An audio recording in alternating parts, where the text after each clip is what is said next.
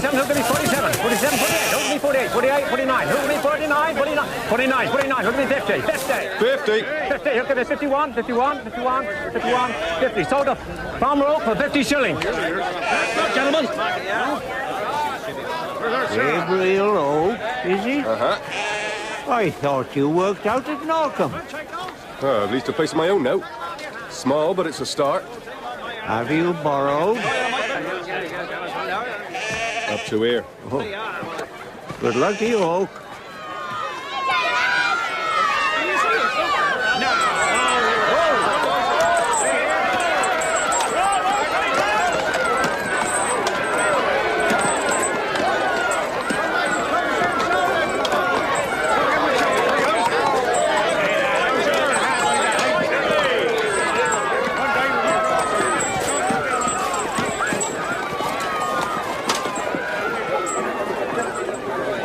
Soldiers.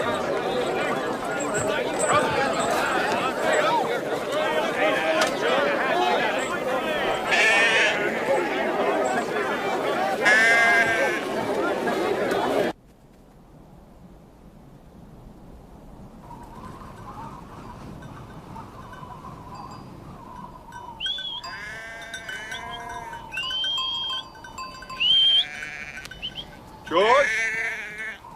George? She says that's enough she's offered you, you great miser, and she won't pay no more. She's got a blasted cheek. Who she thinks she is? She's mistress's niece. She's a stranger here. Well, you tell mistress's niece she better shift her backside off that wagon and find her other tuppence. Or mistress's niece ain't gonna pass. Tell him I won't pay him another farthing. Toe fever.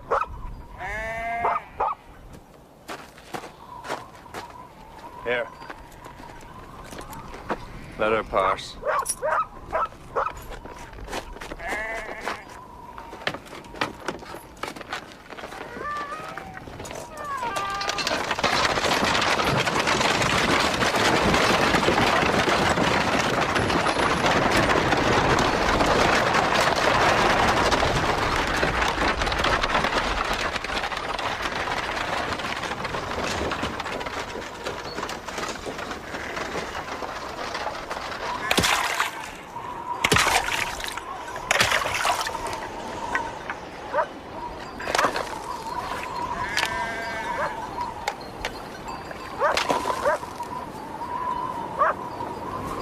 Okay, leave him now, boy.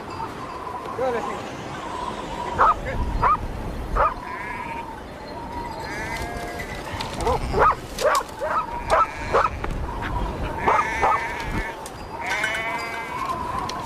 Leave him now, boy. Yeah, George, come here. Come back with that car here. Come on. That's it. Come on, pal. You've got a lot to learn, haven't you? Lot to learn.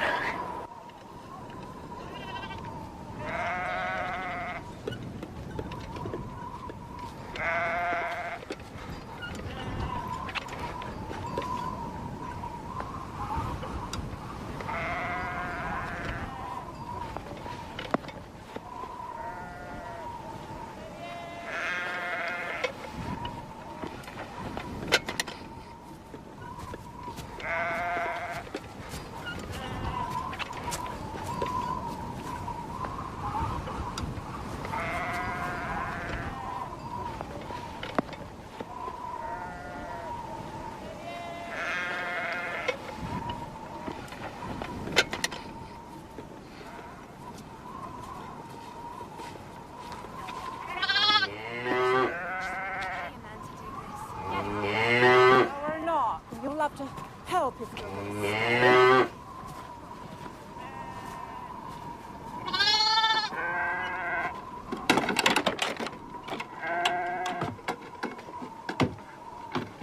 They took money and watches and rings of great price. Then naked they stripped men and ladies alike. And naked together to keep themselves warm. Gee-ho, Dobbin, hi-ho, Dobbin, gee-ho, Dobbin, gee-up and gee-ho.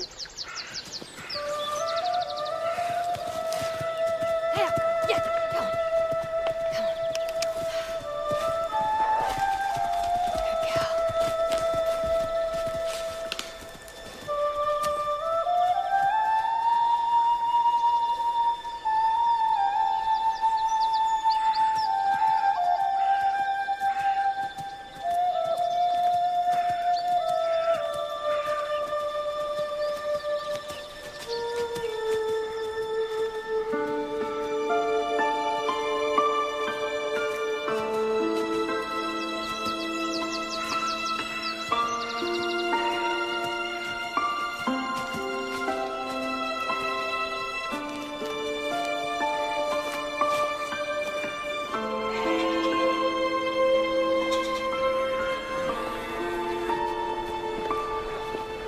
Found this hat. It's mine. It blew off in the wind. Indeed. I'm Farmer Oak. I have Looking a place. everywhere for it, thank you. I saw you Where? in the wood, by the stream and up the hill. You watched me. Yes. Well, no. I mean, yes. But not deliberately.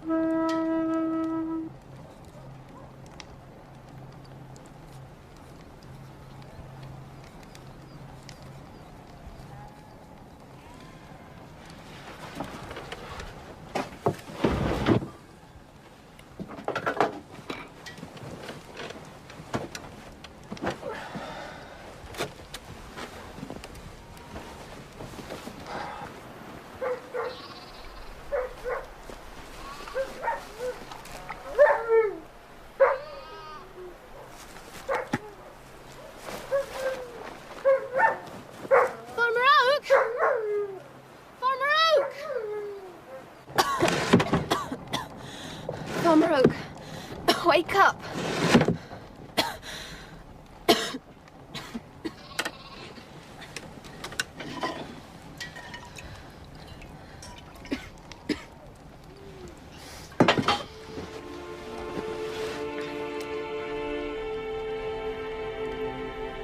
You left the slide shut.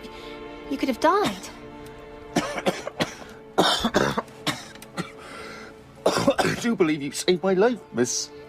I don't know your name. I'd sooner not tell you. I've never liked the sound of my name. You might soon find you have a new one. Oh, excuse me. Thank you.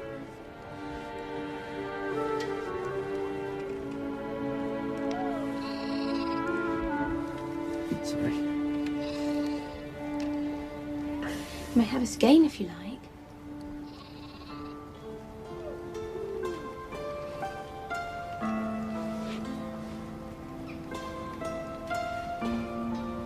Suppose you're thinking you'd like to kiss it.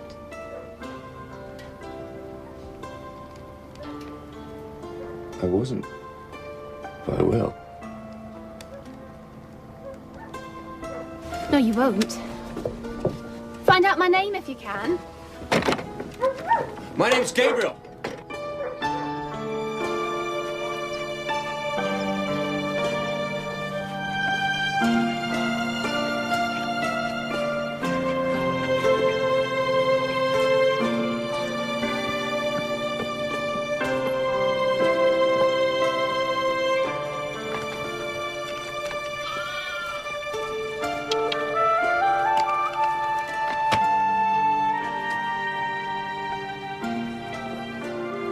Brought a lamb from Miss Everdeen. Thought you might like one to rear. Well, she might, though she's only visiting here.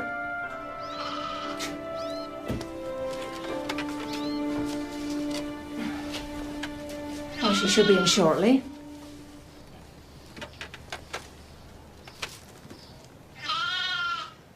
The lamb isn't the only reason I came. I was going to ask Miss Bathsheba if she would like to be married. Were you indeed? Because if she would, I'd be very glad to marry her.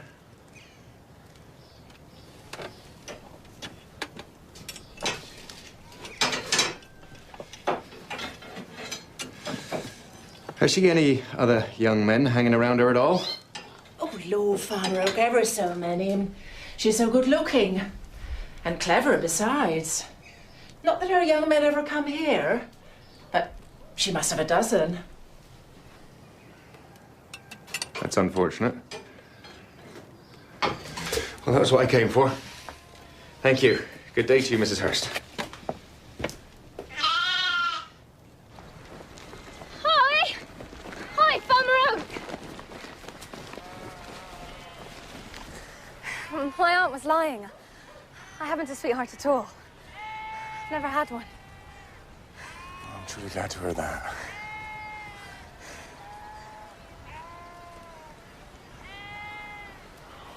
Well, I have my own snug little farm. 200 sheep. Well, 400 by the time lambing's finished. It's not all paid for yet, but I'll work twice as hard when we're married. Oh, but I never said I was going to marry you. What, you run all this way and then say you're not going to marry me? If I wanted to marry, I wouldn't have run after you. No, I just wanted to let you know that nobody has me as a sweetheart. I hate to be thought men's property in that way. Oh.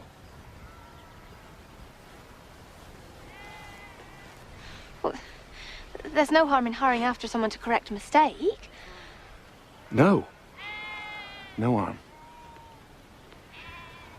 Well, I'm not sure it's no harm. Anyway, I hadn't time to think whether I wanted to marry you or not. You'd have gone over the hill.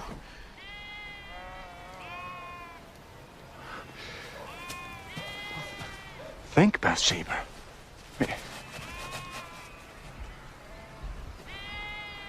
Will you marry me? I do love you far more than common.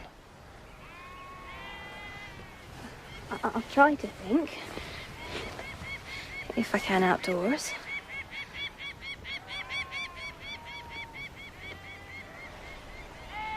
You should have a piano in a year or two when I finish paying off the sheep. And I'll practice up my flute so I can play with you in the evenings. Like that? And we can announce the wedding in the newspaper. I dearly like that. And the babies and the birds, every man jack of them. Don't talk so. And at home by the fire, whenever you look up, there shall I be. And whenever I look up, there will you be.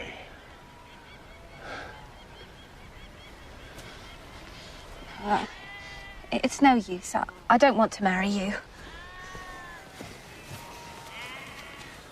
I can't. Why not? Because I don't love you. But I love you. It wouldn't do, Mr. Oak. I'm too independent. I need somebody to tame me. You'd never be able to do that. Who says I couldn't?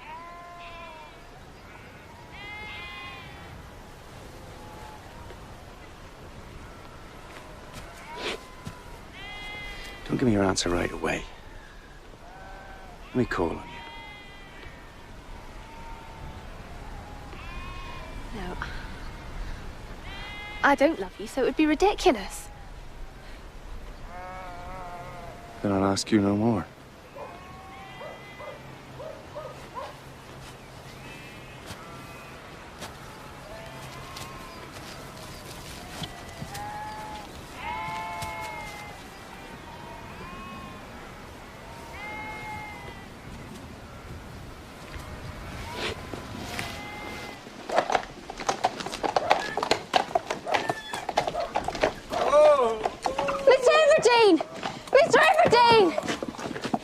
Fanny, fetch the doctor. Bad, Billy. Run for the doctor. Help him, get him indoors.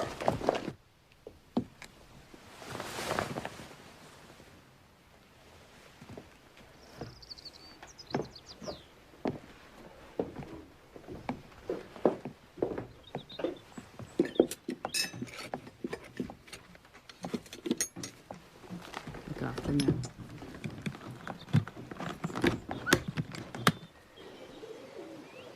He'll take over the farm. Don't have an heir, do he?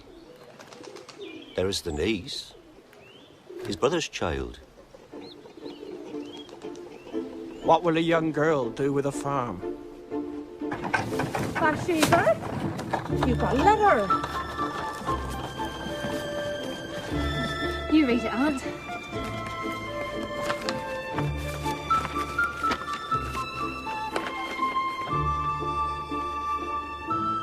Good God. I think it means you're to be mistress of Weatherby Farm.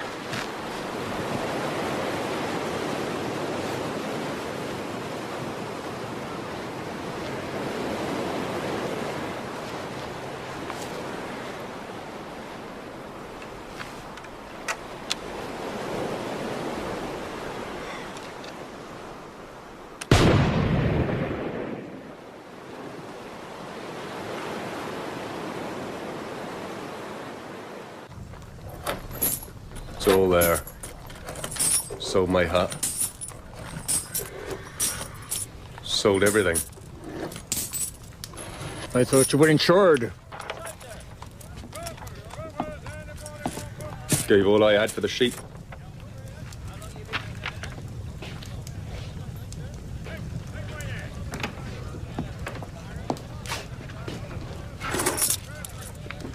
What have you left? 9 shillings and 6pence. As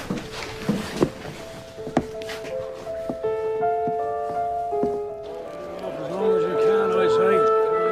Work. Right to talk.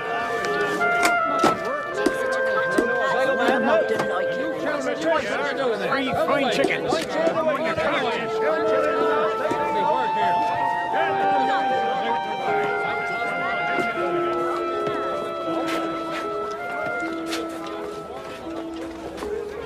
Bailiff? Aye. Whose farm did you last manage? Well, my own. Your own? If he can't keep hold of his own farm, he's not going to manage mine. Aye, I'm looking for a shepherd. Doesn't take all 3 years. I'm looking for a man who works hard and don't complain. On your man, sir. I'm farming over at Marlin. We'll let you down, sir.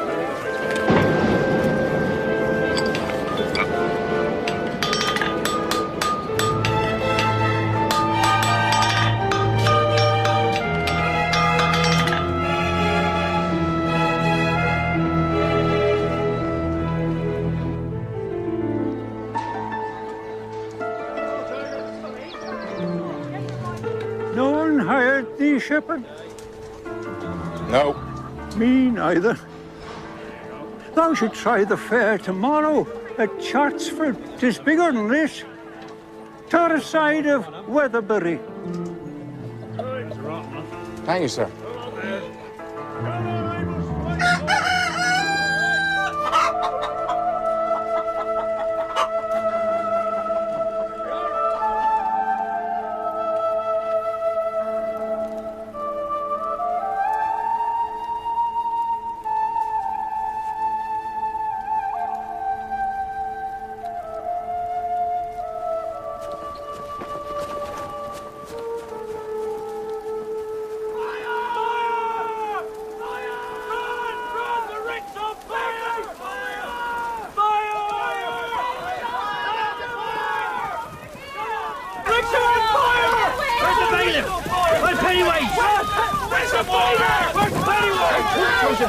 Hey, look that, Rick! Save the board! If these cats, you'll lose the board for sure! Have you got a tarpaulin? Get away! Tarpaulin! Get a tarpaulin! We need a ladder! Have you got a ladder? Get a ladder! We need water! You got any water? Fix some water and some beaters! Some branches if you can! Put your hand down! Put your hand down! Take your hand down there! You put your hand down! Down! You put your hand down! All out on me! Put your hand down! Make a chain! Make a chain!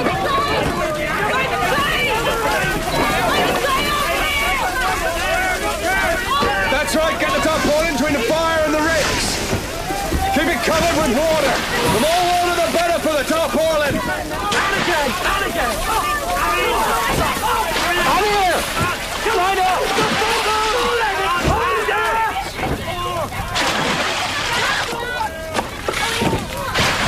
Oh, don't mind me!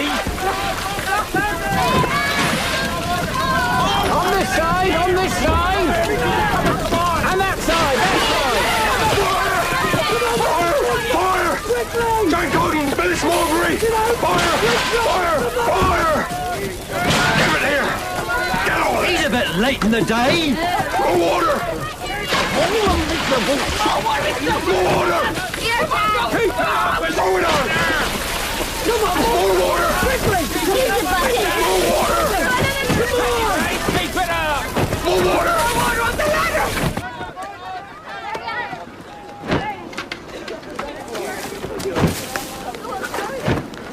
Marianne, fetch the stranger. The barn is safe, ma'am.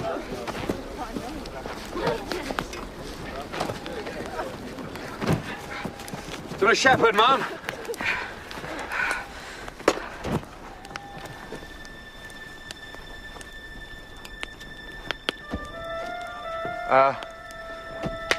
Do you want a shepherd? I do want a shepherd, but... He's the very man, mistress. If the wheat rick had gone, the barn would have followed for sure. Has this shepherd done most good? He's all there, ma'am. So he is? Tell him to speak to the bailiff. Will you all come up to the house for something to eat and drink? We could take it a great deal freer, ma'am, if you sent it across to Warren's Malt House. Of course. Good night to you all. Hi, mistress. Hi, mistress. Thank you.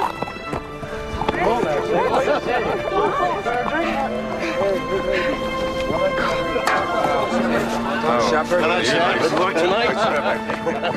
Joe, right away. Hold on, Shepherd. Joe, well done.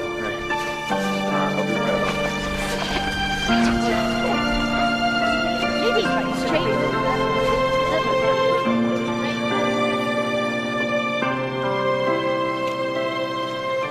Who's there?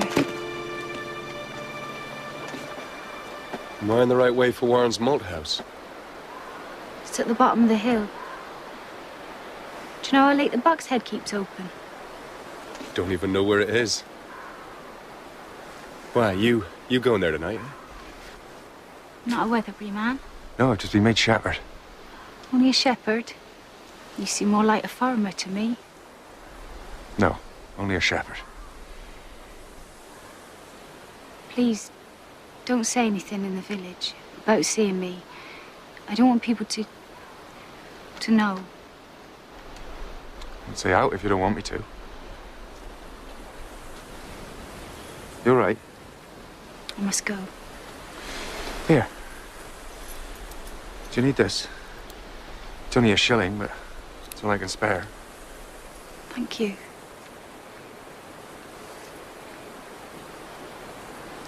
Remember, tell no one you saw me.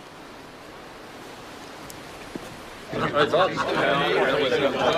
did you see the way that blasted Pennywise came in at the end and took all the credit? He's neither use nor ornament. Why the master ever made him Bailey when there's gifted men willing? He'll be able to do what he likes. She don't know a pretty horse from her elbow. Pretty horse, mine.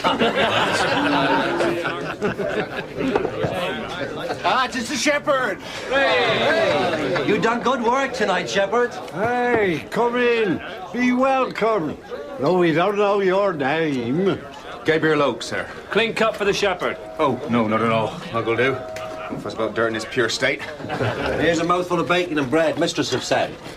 Thank you kindly. So, you have a mistress, not a master? Aye, that's the way of it.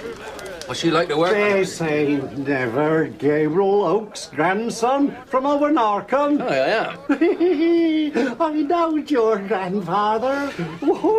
I remember Narcombe very well. I worked there quite a few years with my son Jacob there. Didn't it, Jacob? Of course, mind you, that was before my grandson William got under man's wages. You must be a very ancient man, Malster, to have two such grown-up sons. Oh, yes. Bradford's so old he can't mind his proper age. He'd been no age at all. Why, that joke be older than him. You're a very old and aged person, Malster. Take no notice of yon spiteful pixie. And did Miss Everdene's father and mother come from these parts? Aye, but they was town folk. Ye were much to look at, but she were a lovely woman. And is she? Levi Everdene were his name. He were a gentleman tailor, worth scores of pounds. Aye, and a celebrated bankrupt. Not at all. He was quite a common man. No. That man failed for gold and silver. You'll be not long for this world, monster. What's she like to work under then? We know little of her. She only showed her face a few days ago. 'Tis hoped her temper be sweet as her face. We'll know all her whim and fancy come payday. Aye. Who's to stay? And who's to go?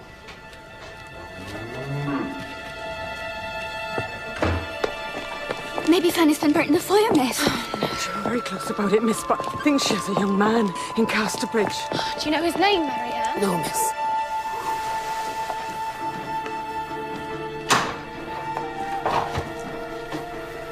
Mistress? What are you doing?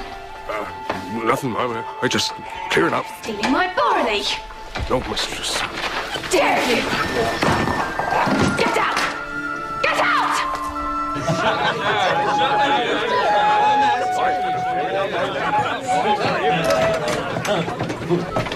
You've all got to come up to the house right away. Why? Mistress is wild. Fanny Robin's gone missing, and she sacked the bailey for stealing barley. I knew it. I knew him for a thieving rogue. So my question is, who's going to be bailey now? It won't be you, I'd bet.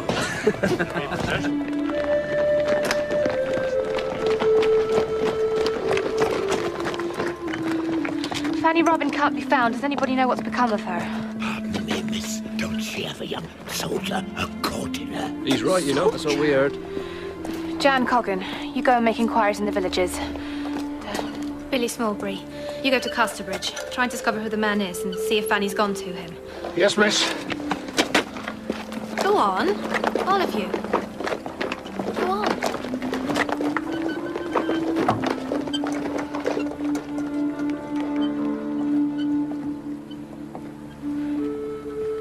Why are you back being shepherd? What happened to your farm? Lost it. How? Oh. Well, I was unlucky. I'm sorry to hear that. I think it best if we keep our previous knowledge of each other between ourselves. I wasn't planning on telling anyone, Bathsheba. Miss Everdeen, from now on. Good night.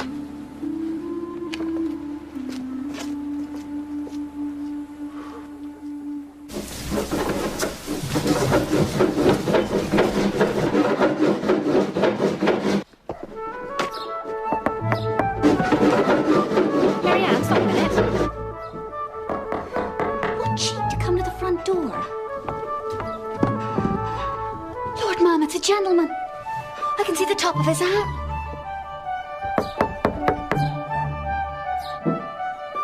Why doesn't Mrs. Coggan go? Marianne, you go. Oh, mistress, is a mess. Well, Lydia, you must go. Oh, for goodness sake. There, Mrs. Coggan is going.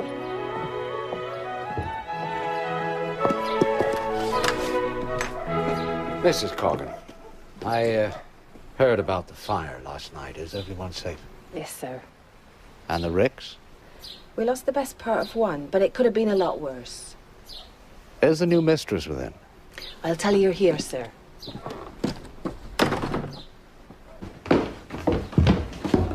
I'm never up to my elbows in dough, but a visitor do knock on the door. It's Mr. Boldwood to see you, miss. Well, I can't see him in this state. Say you're a fright with dust and can't come down. Say I can't see him. That will do, Mrs. Coggan.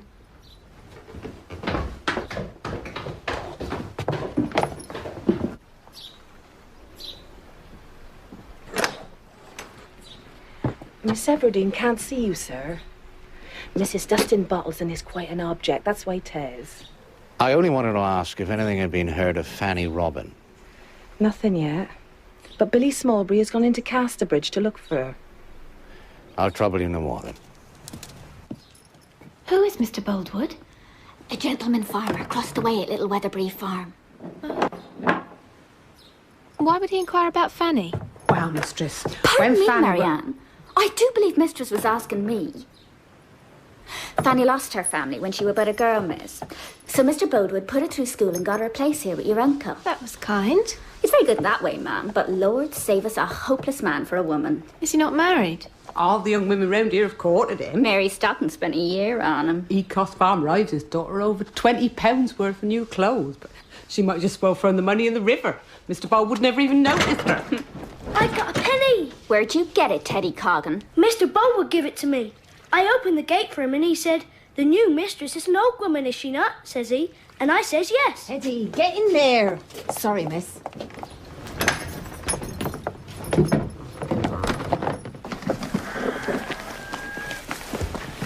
Sam, still no news of Fanny Robin. I think we better make ready to drag New Mill Pond. Yes, sir. Adam, George, come on, come on. Arthur, what? Come on. You go pond. Come on.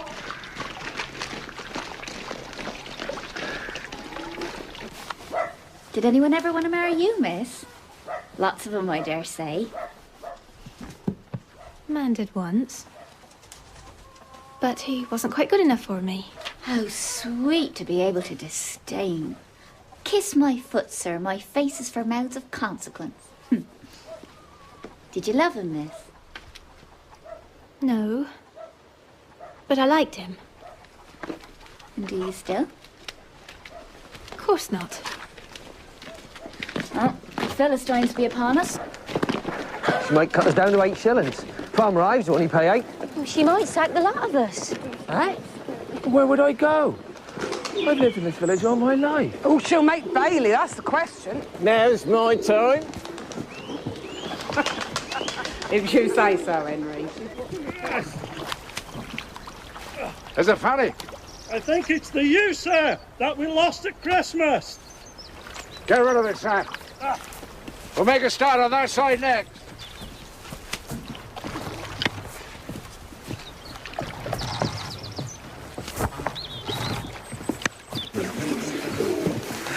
I don't dare look at her face. Such a shy man as I be. You keep your heart up, Joseph. You'll be all right. What's Henry doing?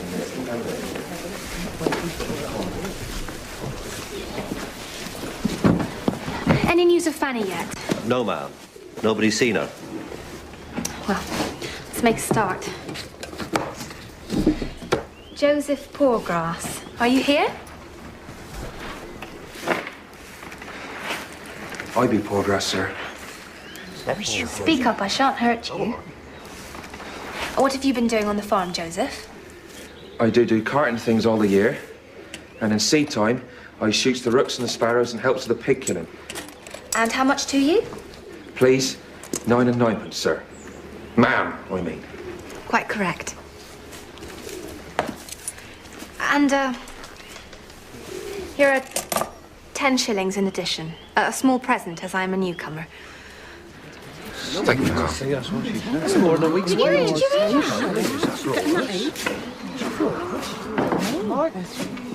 What? The new shepherd will need a man under him. Who can he have? Young Caney Bull's a good lad. If Shepherd Oak don't mind his youth. Oh, I don't mind. Very well. Caney Bull to be under shepherd. You quite understand your duties, Shepherd Oak? I believe I do, Miss Everdeen. Temperance and Soberness Miller. Both women? Yes, Here we be, we believe. And what have you been doing? Harrowing, weeding, breaking up the hard earth, tending the cows and the pigs, saying oosh to the hens when they go upon your seeds, and threshing in the winter time. And are they satisfactory women? Oh, ma'am. Yielding women. As scarlet a pair as ever was. Sit down. Me, ma'am. Get back to your seat.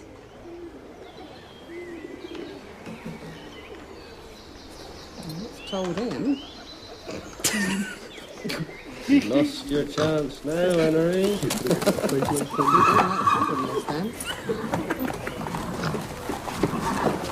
Well? In round numbers, ma'am. Fanny Robbins run away with the soldiers. She's a steady sort of girl, isn't she? Oh, she is, ma'am. Conscientious maid. But her young man's in the 11th Dragoons. They be gone to Melchester, and I was told she be gone after him. What's the man's name? Well, I can't find out, miss. But I believe he's higher in rank than a private. Cane Bull, you'd better go over to Farmer Boldwood and tell him that. Yes, mistress. Now that most of you are present, last night I came upon Pennyways, the bailiff, stealing barley from the granary. I was going to prosecute him, but I've decided against it. And I won't appoint another bailiff. I'm going to manage everything myself. I don't yet know my talents in farming, but I'll do my best. And if you serve me well, so shall I serve you. And don't any of you think that because I'm a woman, I don't know the difference between good goings-on and bad. I will be up before you are awake. I will be afield before you are up. And I will have breakfasted before you are afield. In short, I will astonish you all.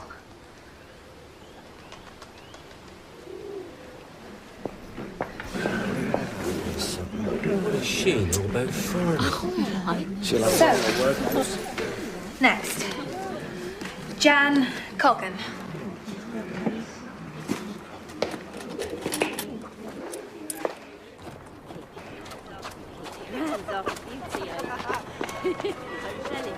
Ladies. Evening, sir.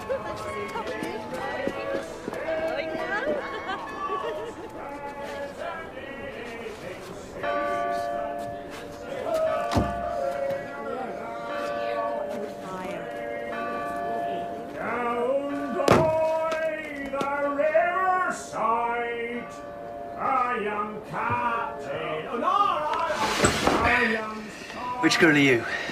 Frank, do you know me? Fanny. What are you doing here? You said I was to come. Well, I said you might. So wonder you found me. You didn't walk all the way from Weatherbury, did you? Can you come to me? The bugle has sounded, Fan. I'm as good as in jail till the morning. When will it be, Frank? What? Please, Frank, don't force me to say what ought to be said by you. Well, never mind. Say it.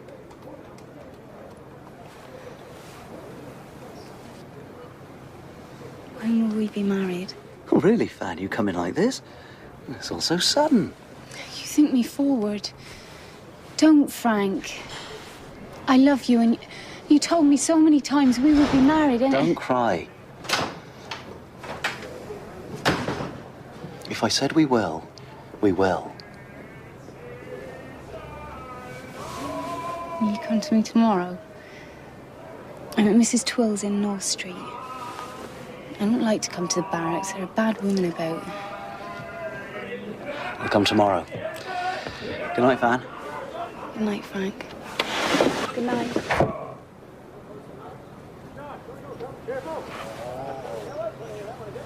Come on.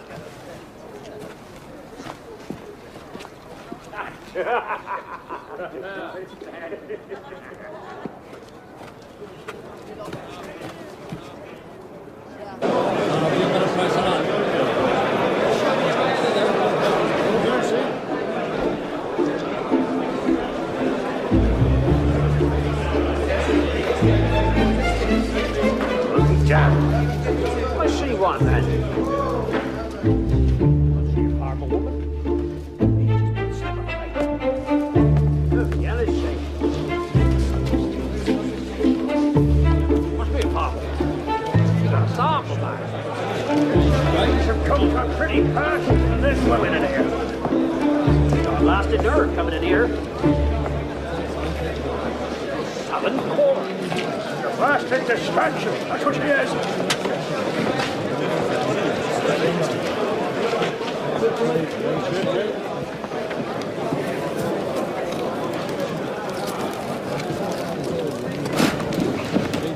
Well? I'm afraid, miss. Most you can do with this is feed it to the pigs. Best taken off you is 30 shillings a quarter. And I'm doing you a service taking it off your hands. Well, your pigs will just have to do without them, won't they? This corn is worth 62, and I'll take no less. Oh, she's sold it. Mr. Lee, Mr. Everdene's niece.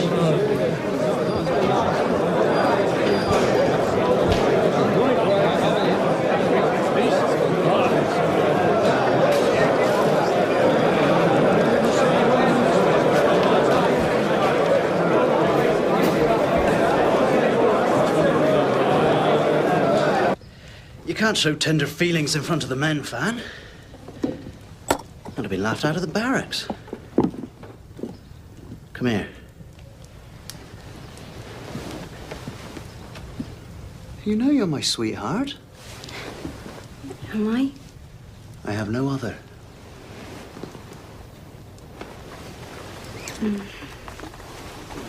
When you said we would be married, did you mean it? Of course I did. I know I'm not. I just want you to be sure in your mind. Well, if you're having second thoughts. Don't be foolish, Frank. You know I love you with all my heart.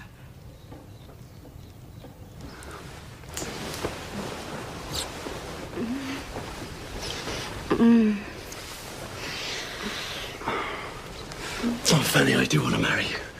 I do. Where shall it be, church or chapel? Oh, Frank. I'm so happy.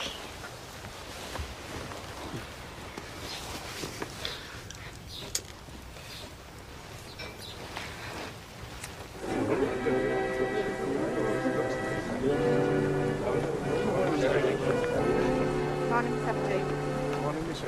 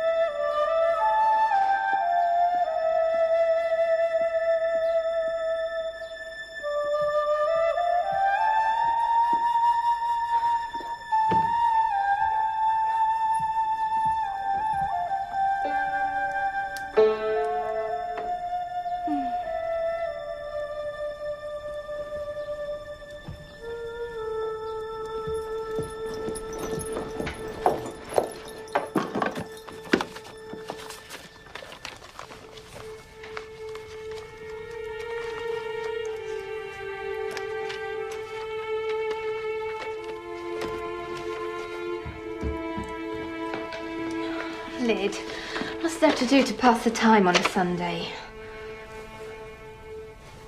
Did you ever find out who you will marry by means of the Bible and key, miss? Don't be foolish, Liddy.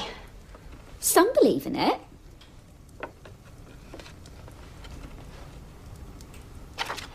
Fetch the front door key. It's moving. Who do you think of? I'm not telling. Did you notice Mr. Bodewood's doings in church this morning? No. His pew's exactly opposite yours, miss. I wasn't looking at him. Well, what did he do? He didn't turn his head once to look at you all through the service. Why should he? I didn't ask him to. Everyone else was noticing you. Still, to said a woman jilted him when he was young, that's why he's so reserved. People always say that. I expect it's in his nature to be so wrapped up and indifferent to everything. Yes, miss. Rich and gentlemanly, what does he care? What's that for? Mr. Boldwood? No, only little Teddy Coggan to make a pretty surprise for him. What shall I put? The rose is red, the violet blue, carnation sweet, and so are you. Oh, what fun it'd be to send it to old Boldwood. How he would wonder. No, he wouldn't see the humour in it. I can just see his face. He'd worry to death. Let's toss Teddy or Boldwood. Oh, no, we can't toss money on the Sunday. Toss the hymn book. There can't be any sinfulness in that. It's more likely to fall open.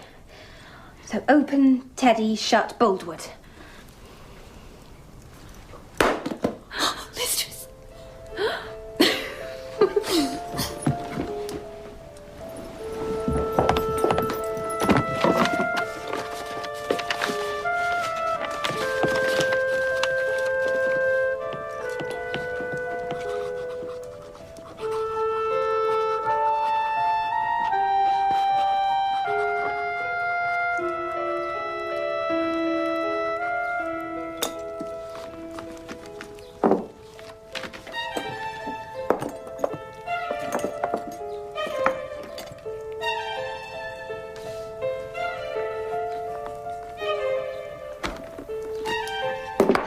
There. should upset the solemnity of a parson.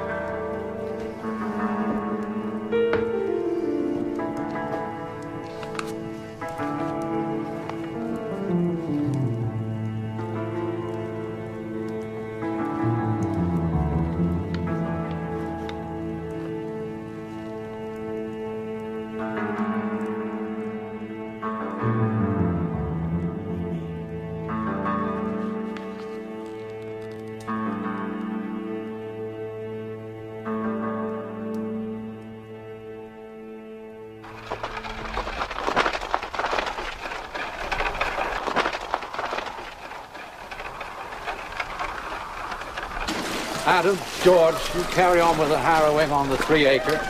Sam, you finish clearing the top field for the spring corn and take a team up the Dernsey Hill and start the ploughing. Yes, sir.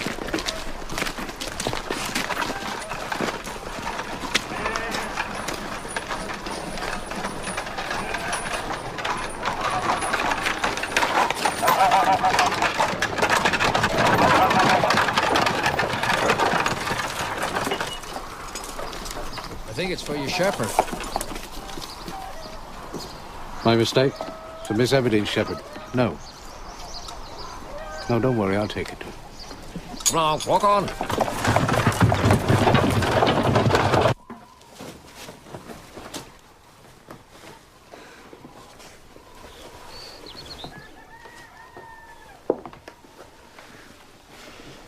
Liddy?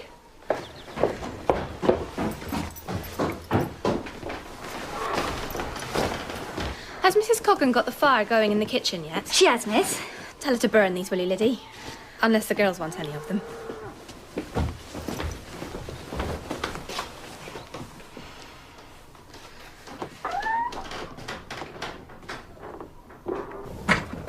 To think she can go on without a Bailey?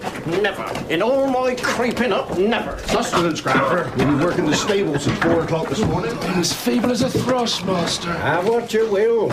She won't listen to no advice at all. One of my old blades.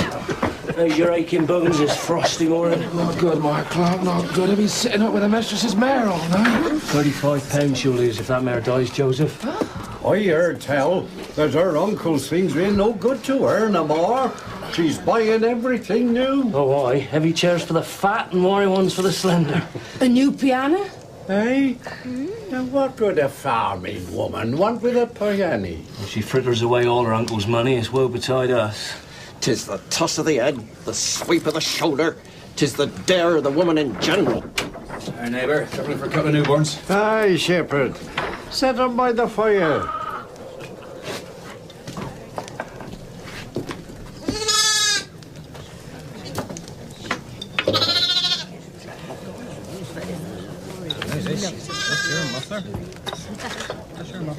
What's up here, then?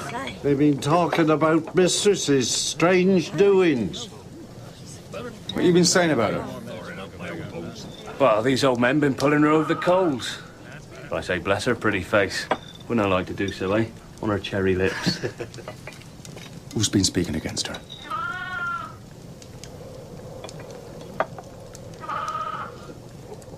Well, not I. 'Tis a joyful thing she's no worse, say I. Oh, don't take on so, shepherd. We're anxious for our places. If she loses the farm, what's to become of us? She has no knowledge of farming and no bailiff. I don't know why you should defend her, shepherd. She should by rights make you her bailey. Such a fitting man as you for the job. What? Miss Everdene has a right to be her own bailiff and keep me down to shepherd if she pleases.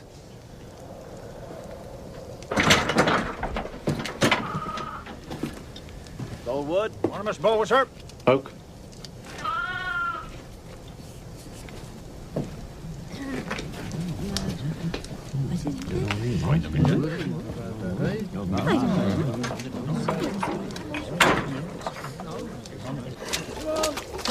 Oak, I'm afraid I opened this without reading the address. Please excuse my mistake. Easily done, Mr. Baldwin. It's from Fanny Robin. Fanny? Thank God for that. I didn't know you knew her. Well, I don't really. I met her on the night I came here and lent her a shilling. Says here she's to be married. Sergeant Troy of the 11th Dragoon Guards. Oh, Fanny, you silly, silly girl. Why, do you know this Troy? He's from these parts. Well, she calls him a nobleman. Yes, well, it's said he's the illegitimate son of a lord. He's clever enough, but where women are concerned. Oh, for Fanny's sake, he means what he says. Mr. Oak, Caney says 2 more ewes have twenned. All right, good lad, Teddy. Go inside, mark the ones by the fire, and then follow me on. Good day to you, Mr. Baldwin.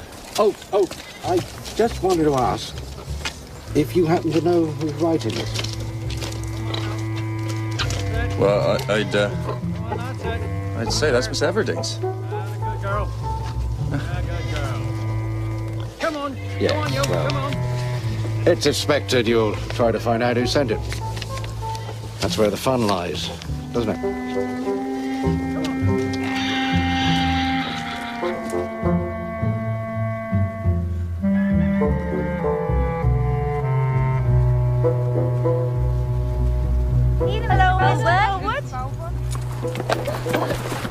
What's up with him?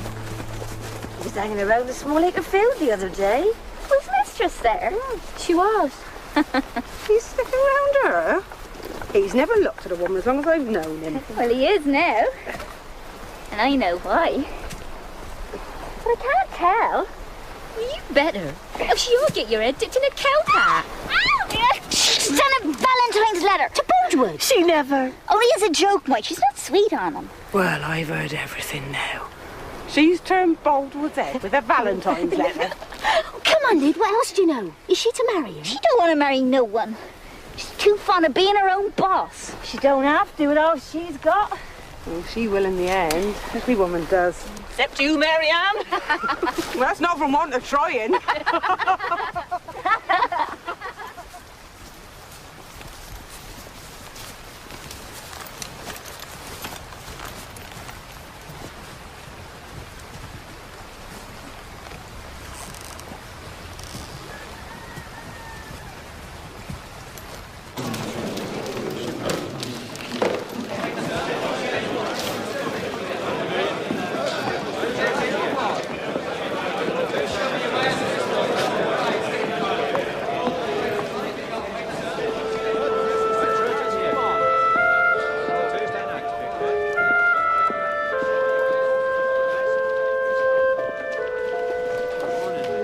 Miss Everdeen considered handsome? Very handsome indeed, sir. She was a great deal noticed the first time she came, if you remember.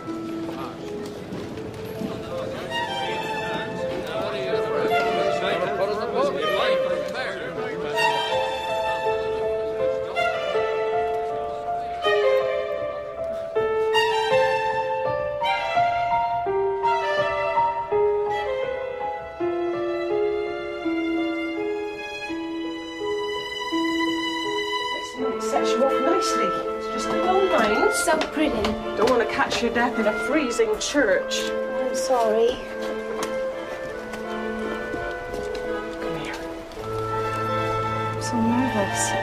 Go on. You'll be proud of you. You make a lovely bride.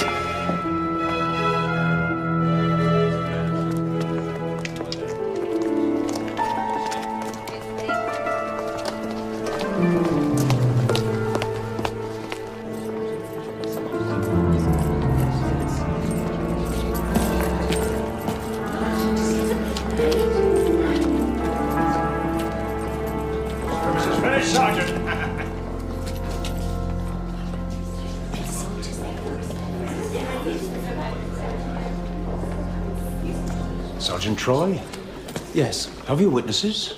No.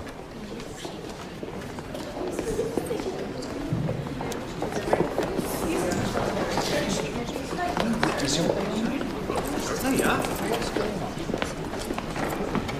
Would you be a witness as well? Stay for the wedding.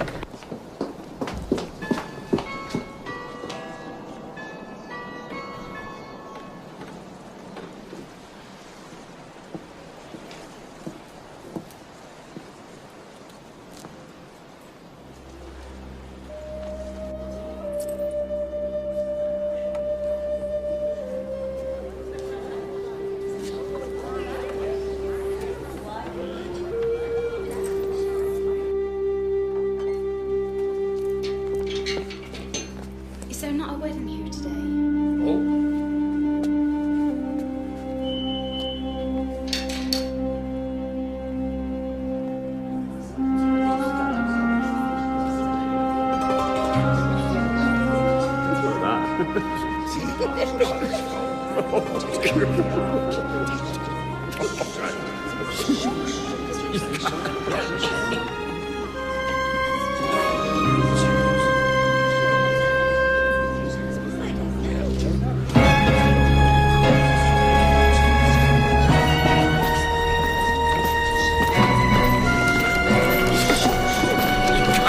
Damn you!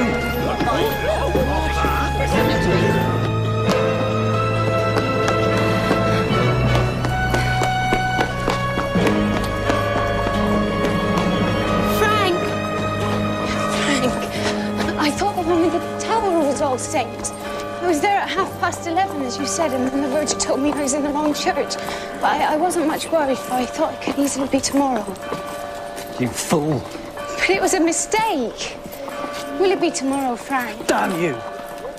I won't go through that again in a hurry. But Frank, when will it be? God knows.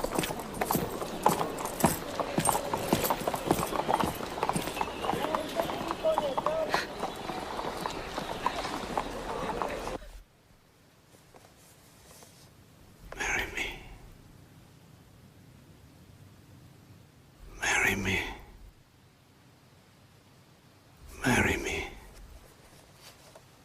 Marry me. Miss Everdeen.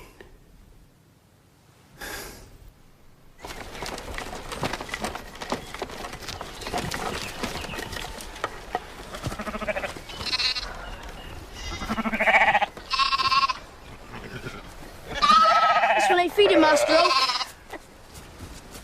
What's wrong with it?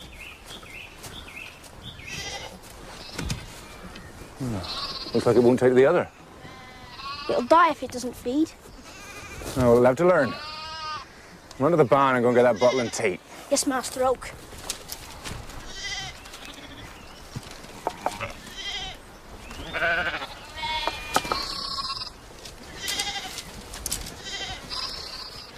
You've got to eat. Here, let me squeeze some out. See if she tastes the taste of it.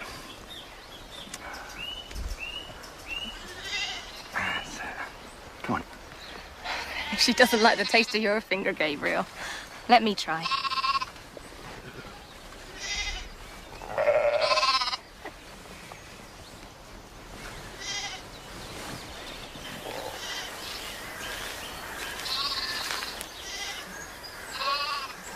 You go on ahead, Simeon.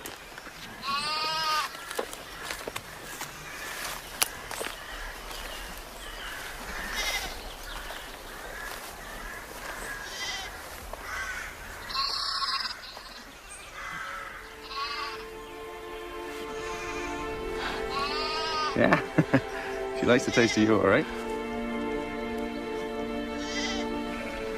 Come on, suck.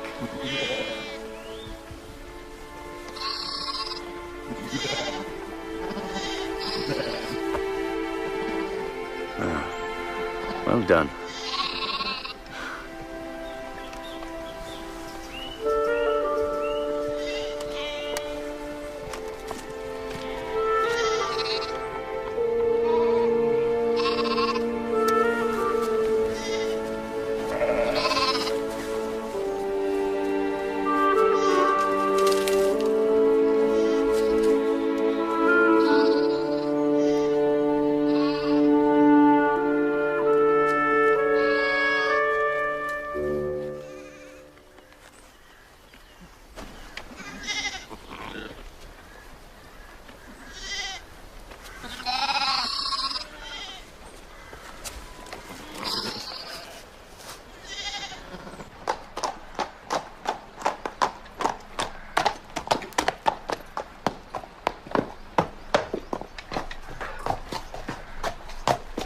Lydia, is Miss Everdeen at home? No, sir, she's not. Of course not. Mr. Boldwood. She's in the lower meadow today.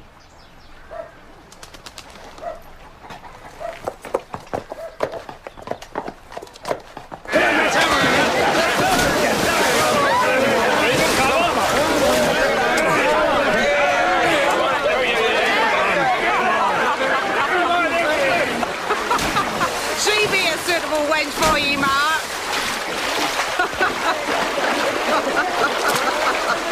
And I'm the man to master her. Oh, beg pardon, mistress.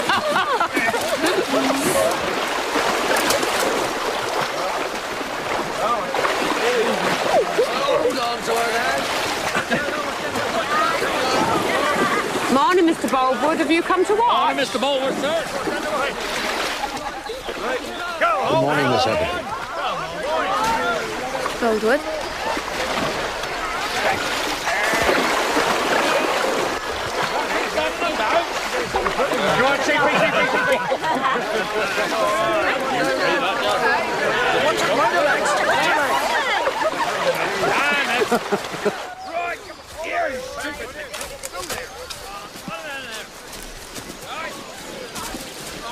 Miss Everdeen. Good morning. I feel almost too much to think. My life is not my own since I beheld you clearly. I've never seen myself as a husband, not even when I was a young man. But now, seeing you, I feel my present way of living is bad in every respect. I come to make you an offer of marriage, Miss Everdeen. Mr. Boldwood, I have great respect for you, but I cannot marry you. The Valentine letter.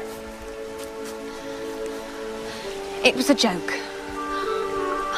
I should never have sent it. Oh, don't say it was a joke. I cannot endure it. Mr. Boldwood, I'm sorry. But you started something in me. I want you.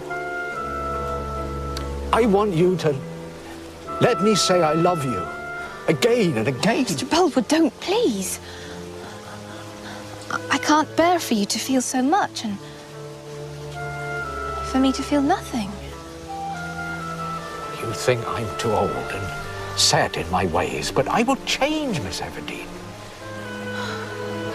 They'll notice we're gone. I had no idea you were going to say this to me. I am wicked to have made you suffer so. Then say you don't absolutely refuse me.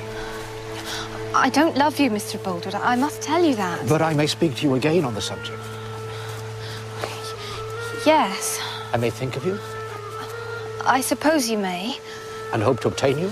No. No, don't hope. Let us go back. I will call on you tomorrow. No. Give me time, Mr. Boldwood. Oh, yes. I will give you any time.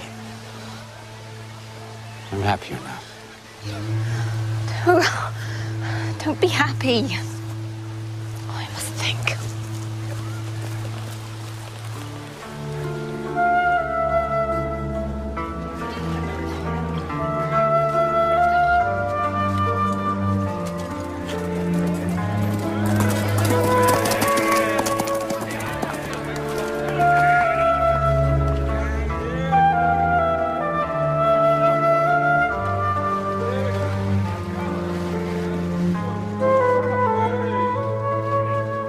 She left.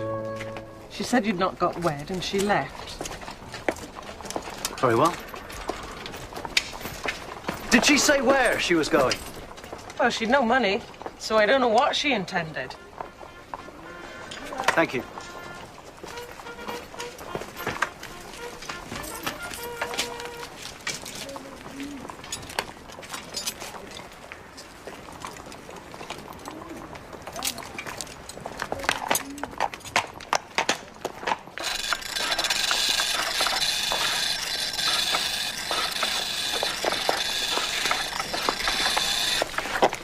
Kane, go down to the lower field and catch the bay mare. I'll turn the handle. I need to speak to you, Gabriel.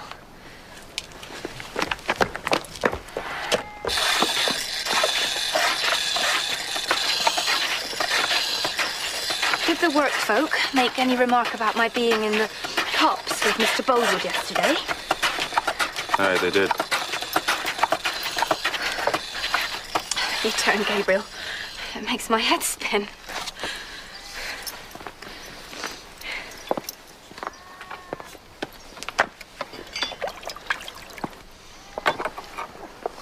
Oh, no.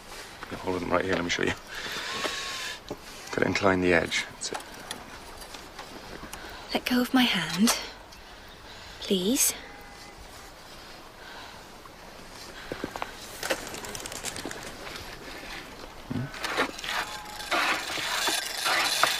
What was said?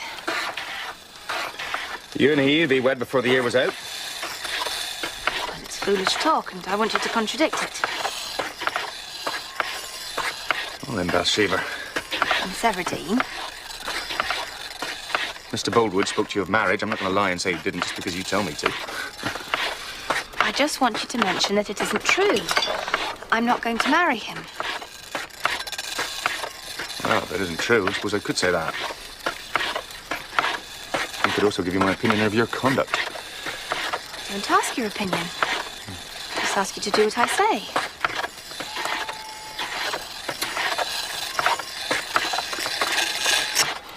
Well, what's wrong with my conduct?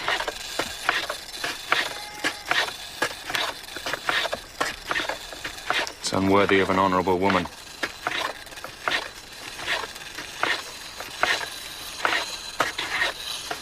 Glad you don't mind my rudeness, huh? Not at all. My opinion of your views is so low that I completely disregard them.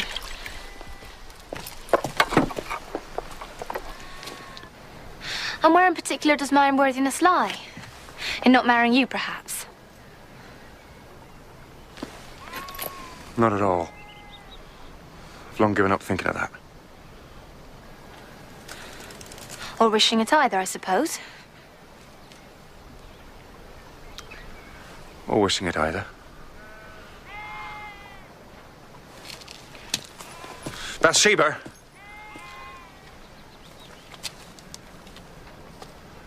Oh, you are very foolish. Leading Mr. Boldwood on if you don't care for him is not right. And if you do care for him, you should let him know in a more dignified manner than sending him a silly girl's valentine. Dare you speak to me like this? I'd pay your damn wages. You will go. You will leave this farm at the end of the week. I'll go at once if it's all the same to you. Go at once, then. I never want to see your face again.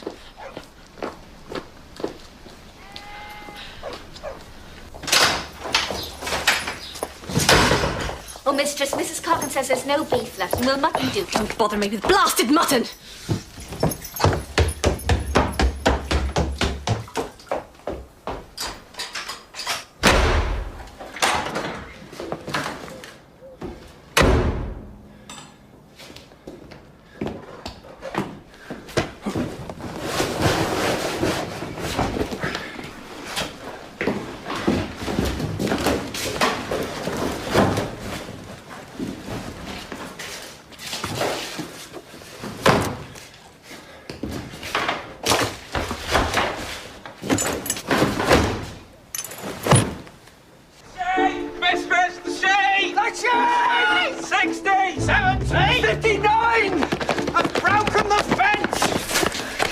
To a field of young clover, miss. They'd be getting blasted. They'd be dead as nits if they ain't got out and cured. It's to come to me first and not get them out directly. When they eat the clover, their stomachs swell up. They die a painful, horrible death.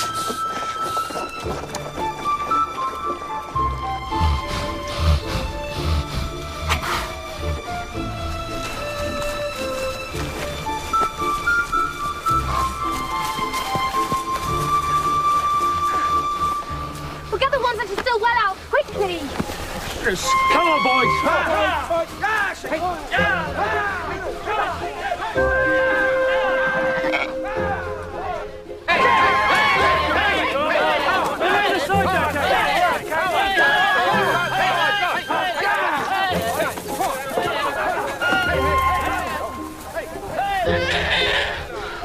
What can I do? Sheep are so unfortunate. There's always something wrong with them. There's only one way of saving them, miss. What? They must be pierced through the side by a thing made of purpose. Oh, can you do it? Can I do it? If you miss by a hair's breadth, the stomach is punctured and the sheep is dead. There's only one man can do it. Well, who is he? Fetch him immediately. Shepherd Oak. Shepherd Oak doesn't work for me anymore. Farmer Boulder will know what to do. No, ma'am. He sends for Shepherd Oak. It'd be a hollow pipe you need, miss, with a sharp pricker inside. That's right, hollow pipe. Aye, sure. That's the machine. Don't stand here with your eyes on your shores while the sheep are dying. Go and get someone that can save them. Go on, quickly! Who do she want us to get if she don't want Oak? She don't know. Just look like you're going to get somebody. I won't send for him, I won't.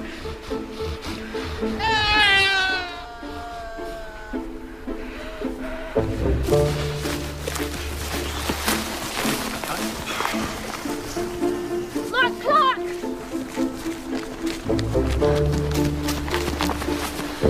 Get Oak. Take the bay. Tell him to come directly, that I say so.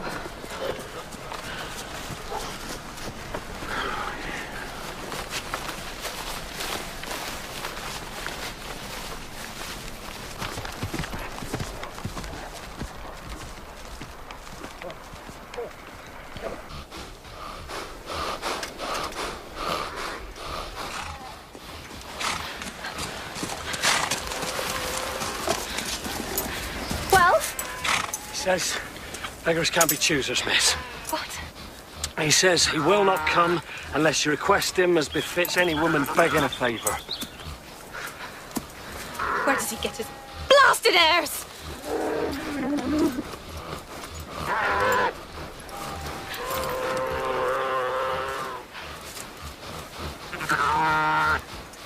Lose the whole flock. I'll be ruined.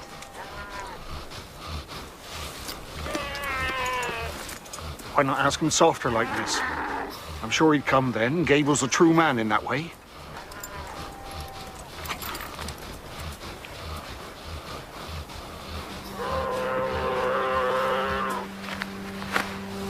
Mark, come indoors.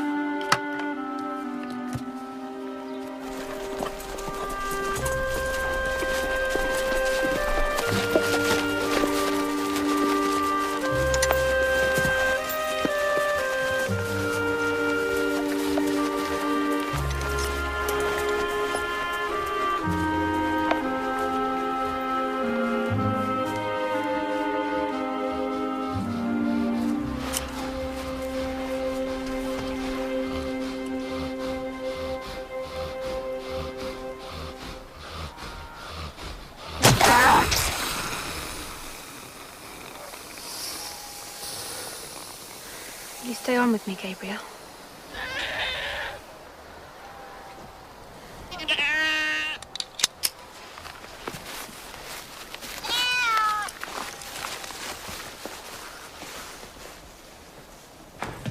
Hello?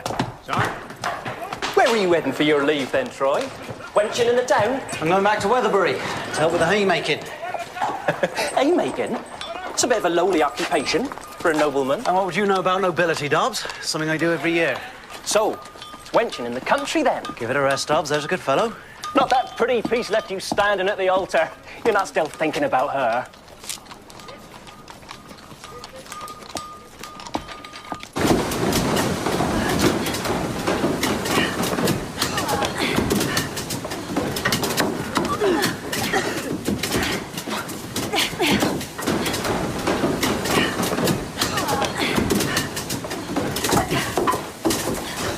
Yeah? I'm looking for work, sir. Country girl, are you? Your shift will be from 6 in the morning till 10 at night. Wages is 5 shillings a week.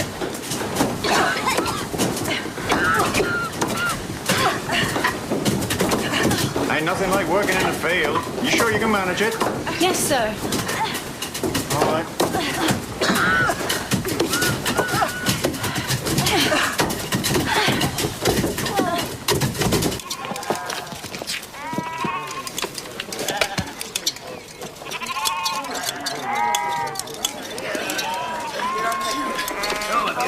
She must be marked, Frey. She could wander onto any farm if she's not marked.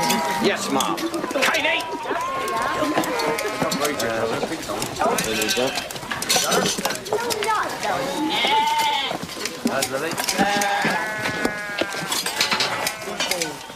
There you are.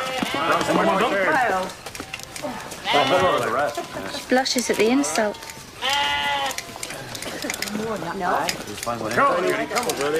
It's good work, Gabriel. Done well and done quickly. Stay still, that catter. Campbell. Yes, Master Oak. Here I be. As long as you're allowed. Right. What's that from? Here you go, mate. Go on, lad. Can you manage that?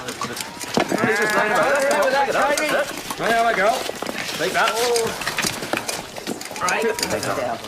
No, that's all right. Soft as an angel's wing.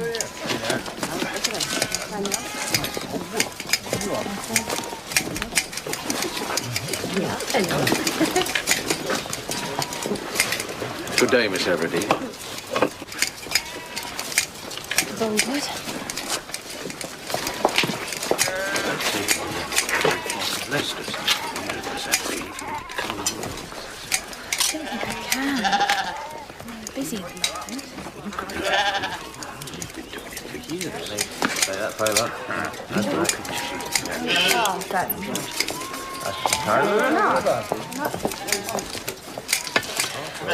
I'm going to see Mr. Boldwood's new flock of Leicesters.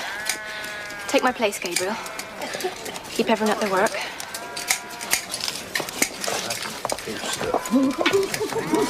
Well, if that don't mean matrimony. She'll have less to say for herself when she's wed. A man's hand will soon quieten her down. I can't see why a maid should take husband.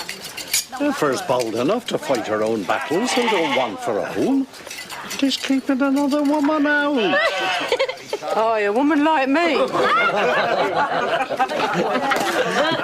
don't think you've got much chance with Boldwood, Mary Ann. Than I thought no woman had. I reckon he kissed her in the spinney the other day. It's a lie. She won't marry him. Ah, neighbour Oak.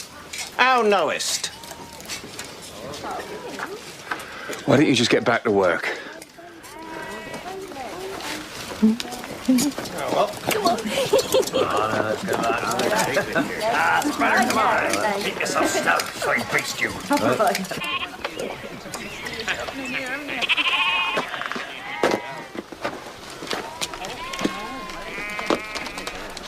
Would I be right in thinking you have some foreknowledge of our young mistress, Shepherd?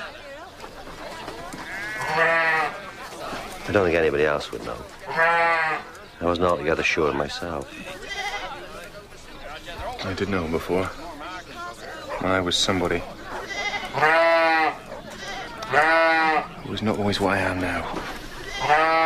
You care for her? More than my life, Jan.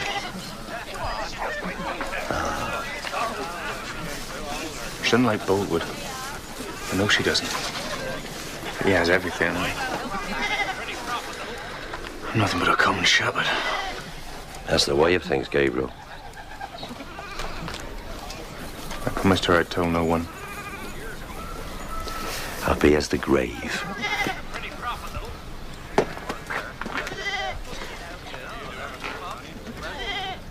Get out from under my feet!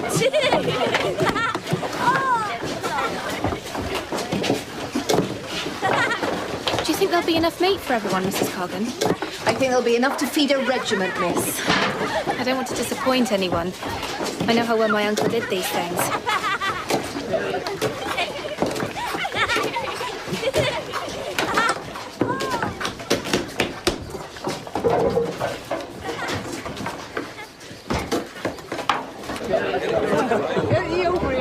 Let's sit here.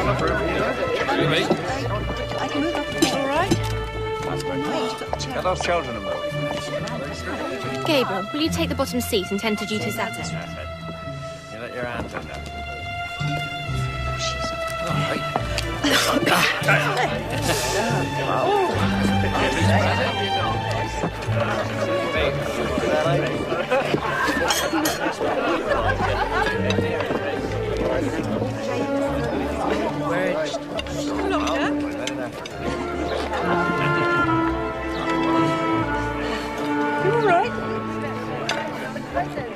So, Master, how old are you then? The shepherd would like to hear the pedigree of your life, Grandfer. Lord save us, we'll be at the harvest. Well, I can't rightly remember the year I was born in, but I can reckon all the places I ever lived in. I bode in Longpuddle until I were 11. Yeah, I malted for 22 years.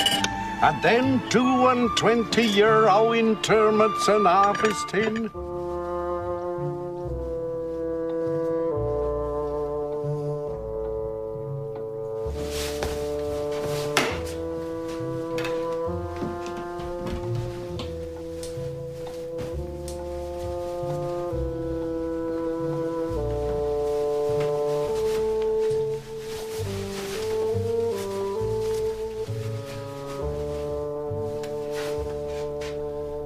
Then there was 3 years of Crescombe, and now 130 year come Candlemas. How much is that? 117. That's my age. Have some ice. Good evening, Miss Everdeen. I apologise for my lateness. Good evening, Mr. Boldwood. Gabriel, would you mind moving again, letting Mr. Boldwood sit there?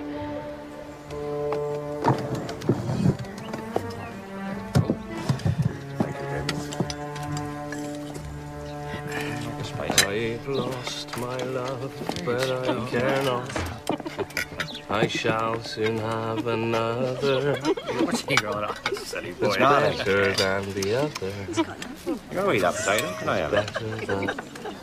Oh, Right, let's have more of that, I wonder what Fanny's doing. She was sitting here this time last year. I minds it well. I wonder if she found her sweetheart. Well, if she didn't, she'll have found someone else to take her fancy. So she'll be married by now, I reckon. And the way she would have come home, wouldn't she? Does anyone know of an old man or a crooked one or any kind of second-hand fellow at all that would suit me? I don't expect a perfect one at my time of life. If I didn't have my Bonnie Jane, Marianne, I'd take you up. What about old Malster here? His Rebecca's been dead these long years. Don't be daft. She needs a young ram, not an old goat, do you, Marianne? Come on, Joseph. You're an upstanding young buck. Marianne's looking for a man. Come on.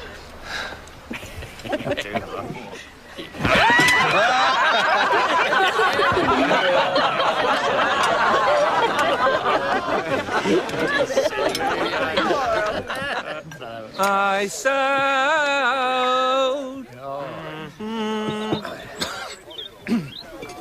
I sowed the seeds of love, and I sowed them in the... You unruly young scamps. Get on with thee. Go on, Joseph. Very taking. No, I sing no more. Will Miss Everdeen sing? Yes, mistress.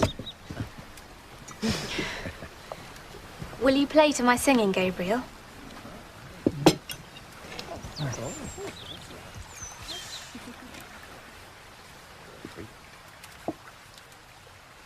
On the banks of Allen Water, when the sweet springtime did fall, was the miller's lovely daughter, fairest of them all.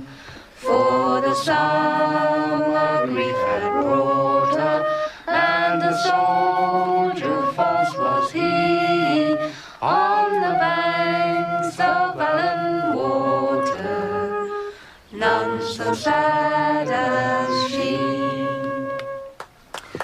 Ah, it's beautiful. Very pretty. Like yours. I love that song. Oh, stretch my legs. Good. Dear. Oh, I've stiffened up with that for so long. Come on, you little ones.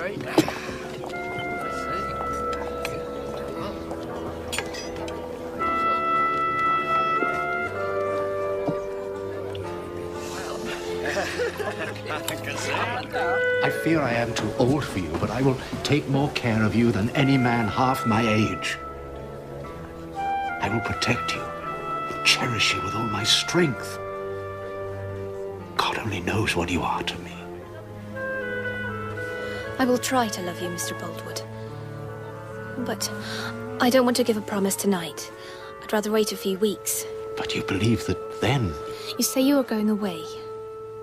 I have every hope that when you return, by harvest time, I will be able to promise to be your wife. But remember this distinctly. I don't promise yet. It's enough. I don't ask more.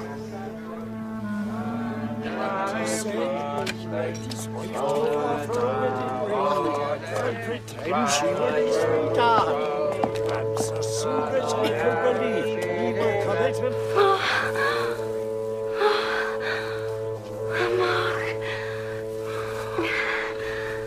Mark.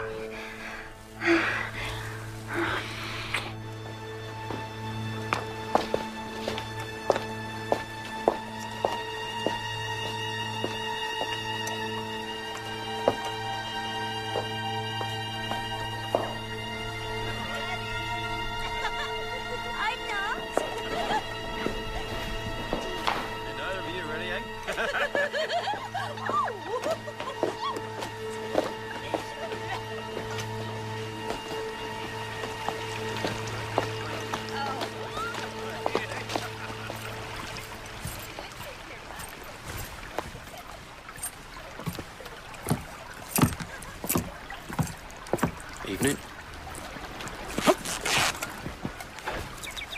Sorry, mate, we got hitched together somehow. Soon have you free. I'm sorry, I'll unfasten you in a moment. No, I can do it. You're caught fast. Here, let me. Thank you for the sight of such a beautiful face.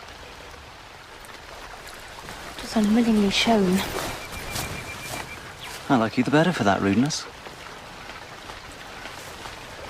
I must tear your dress if you're in such a hurry. Then please do so and be on your way. Look at this tangle. You're making it worse on purpose. I'm not. I tell you, you are. I'll do it myself.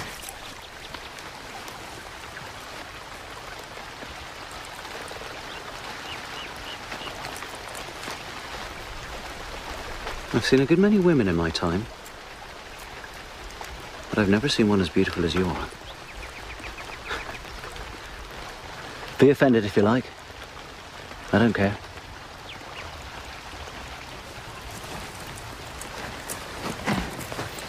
Done. Sergeant Troy. I wish it had been the knot of knots, which there's no untying.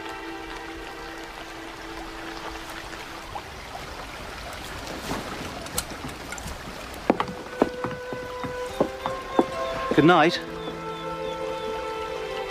Beauty.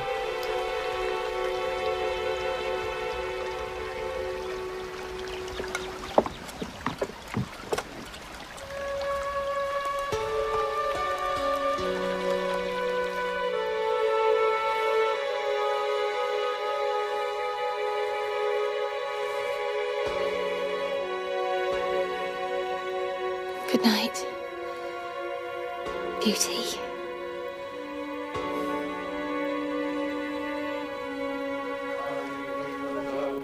He cast an underlook, and there he saw the fair pretty lady beside the watery brook. and sing, blow away the morning dew. A dew and a dew, blow away the morning dew. How sweet the wind to blow. Pass over me my mantle fair and bring it on my gown. And if you will take hold my hand, then I will be your own and sing, blow away the morning dew. The dew and the dew, blow away the morning dew. I've cut open my arm! You stupid boy, Cane Bowl! Go find your mother, Kane. She's in the next field.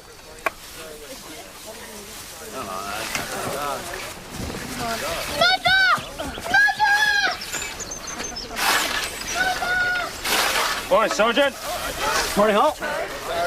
Morning, Sergeant. Sergeant. Welcome back, Sergeant. Beautiful morning. Makes a man glad to be alive. Didn't think we'd see you this year. I hear your good voice retired again since I last saw you. My wife's doing's an open son of yours, Sergeant. Really, Coggan. Time I taught you to tie a good reef or not. Morning, Sergeant Troy. Morning, Sergeant. Is Fanny Robin not working at the haymaking this year? She ran away after a soldier. They say her sweetheart's in the Dragoon Guards. Do you know him? I know the young man as well as I know myself. There's not a man in the regiment I like better. He's in the same regiment as you.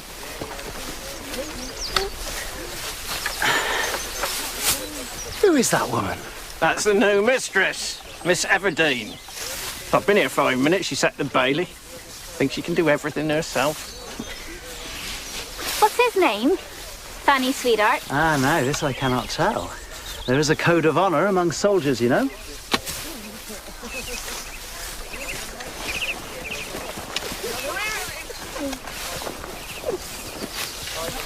Miss Everdeen, good day to you. I had no idea it was you I was talking to the other night. I fear I spoke out of turn. Here you did. What are you doing in my fields? Well, I've helped your uncle with the haymaking since I was a lad. I hope you don't mind me doing the same for you. I'm not sure. Oh, I see you're still angry with me because I took the terrible liberty of telling you you're beautiful. I don't allow strangers to be bold and impudent. I take it back. You are an utterly ordinary and unremarkable woman. How's that? You could have passed me by and said nothing. Well, surely half the pleasure in feeling something is to express it then and there. I'd have done the same if you were ugly. And how long have you suffered from this affliction? Ever since I was big enough to know loveliness from deformity.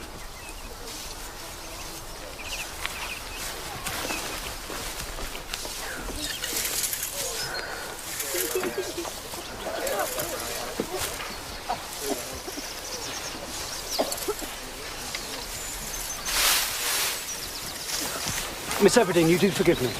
Hardly. I said you're beautiful, and I say so again. The most beautiful woman I've ever seen. I can't stand here talking all day. I have a horse dealer coming at 10. What time is it now? You have no watch? No. Here, take mine. A gift.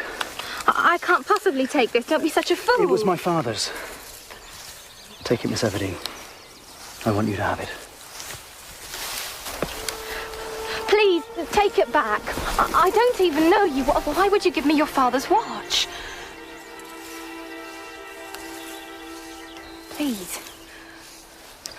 My work folk are watching me follow you about the field.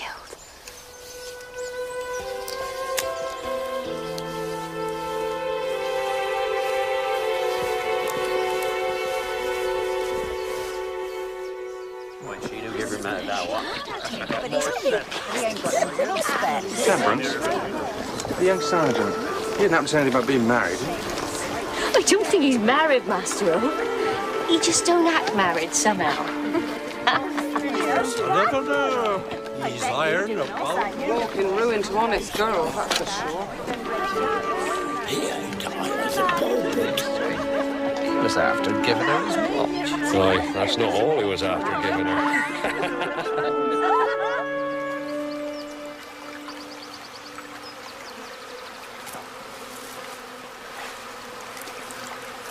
Miss Everdeen, good day to you.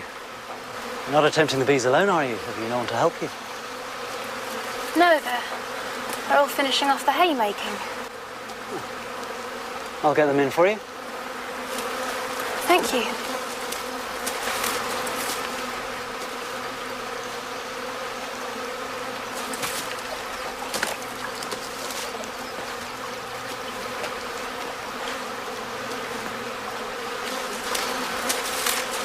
You'd better have the Valen gloves or you'll be horribly stung. Ah, yes, the Valen gloves.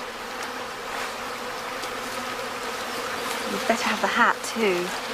The hat too, by all means. It's still warm from your head. Oh, you better fix that for me. I'm no good at these things.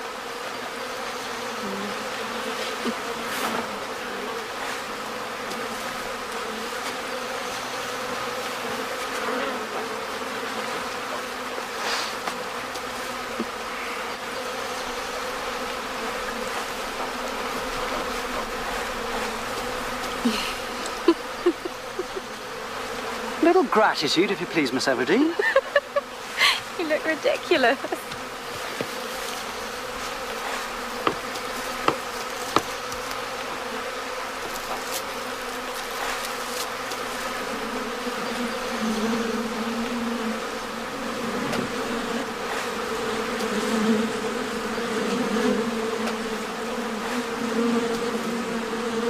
Holding this high up makes one's arm ache worse than a week of sword exercise. You ever seen it? No.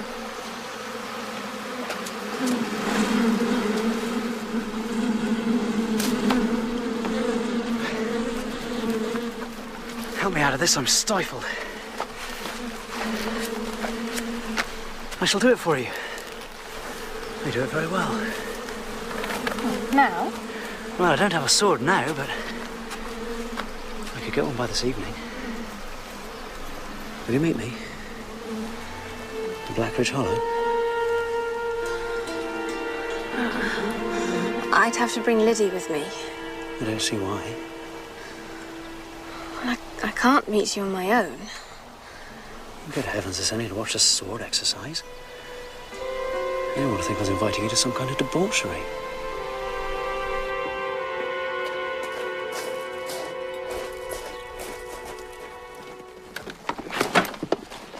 Keep an eye out for Miss Everdeen, will you, Simeon? If she needs any help, tell Sam not to hesitate. Yes, sir. I'll be back in time for the harvest. Walk on!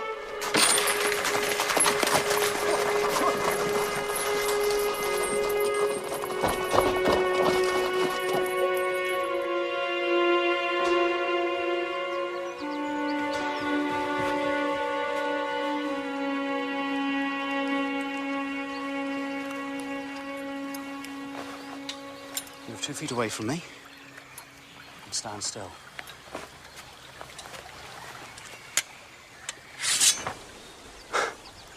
If you're frightened, I can't perform. I'm not frightened. Is the sword very sharp? Not at all. Now then, are you ready?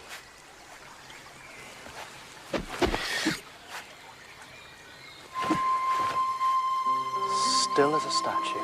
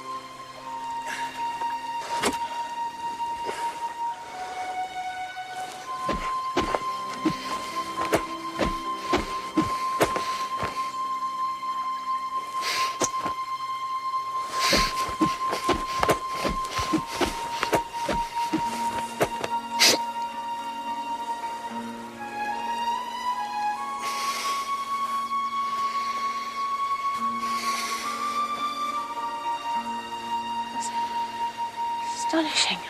Wait.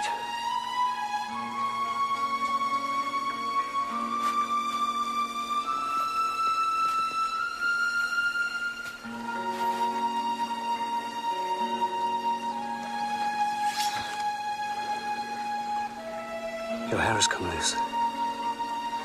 Did you do that? Blunt sword. Your sword is as sharp as a razor. It could slice a man in two. It's been within an inch of my life. More precisely, you have been within an inch of your life 195 times. I never make mistakes. May I keep this? Meet me at the foot of the hill on Sunday evening. I can't.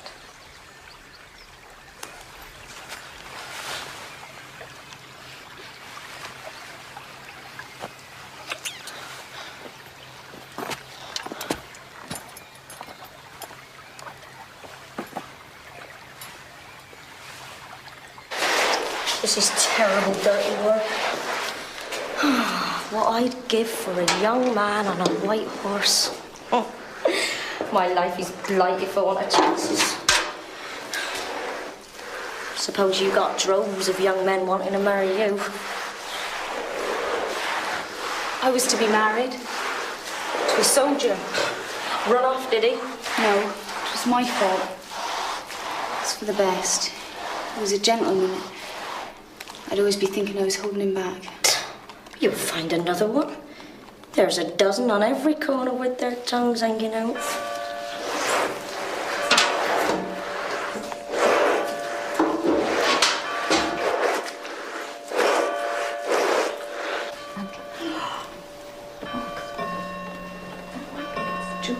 Too wide, yes. That one.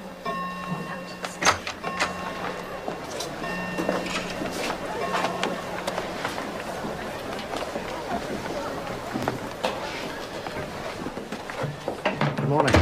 Good morning, sir. Would you show me some of your rings? For yourself, sir? No, no. For a young lady, perhaps? For your wife? Shortly to be.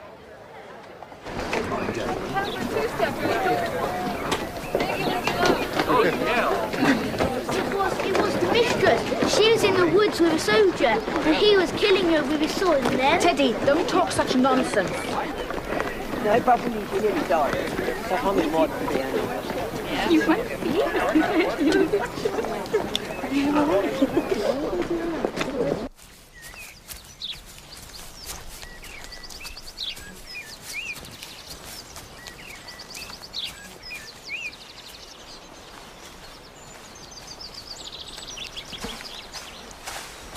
Ah, Gabriel.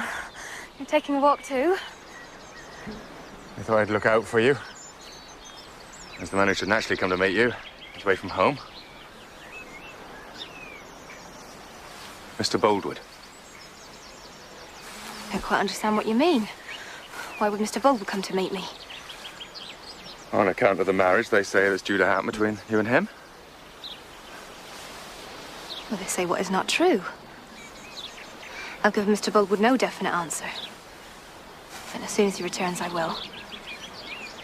I cannot marry him. She'd never met Sergeant Troy. It's not good enough for you. I can't but beg you to have no more to do with him. Sergeant Troy need not concern us here. What do you know of him? Do you think he's honourable? Because I think he has little or no conscience. I'm not saying he's all bad, but just don't trust him so completely. I wish you to go. Do not remain on this farm any longer. I don't want you. Go indeed. What nonsense. How will the farm carry on? This is the second time you pretended to dismiss me. What's the use of it? I am mistress. You will go. Bathsheba. You know that I love you. I will love you always. I only mention this so that you know I mean you no harm. Beyond that, I put myself aside, but I beg you to consider.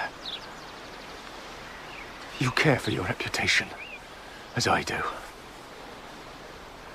Be more discreet towards this soldier. Gabriel, will you leave me now? I don't order you as mistress. I ask you as a woman.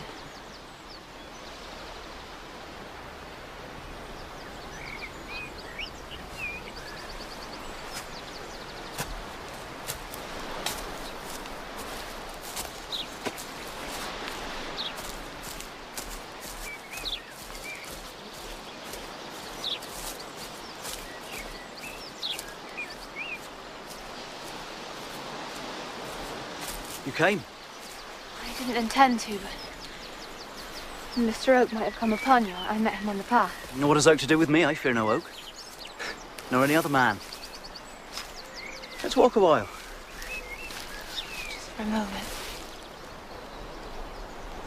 God, you are beautiful.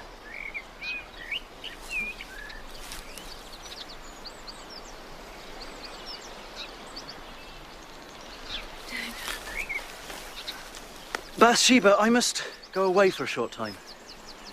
It's only to Bath, don't look so anxious. No, it's not. I have other things on my mind. I can't explain. Come now. Give me a happy face before I go.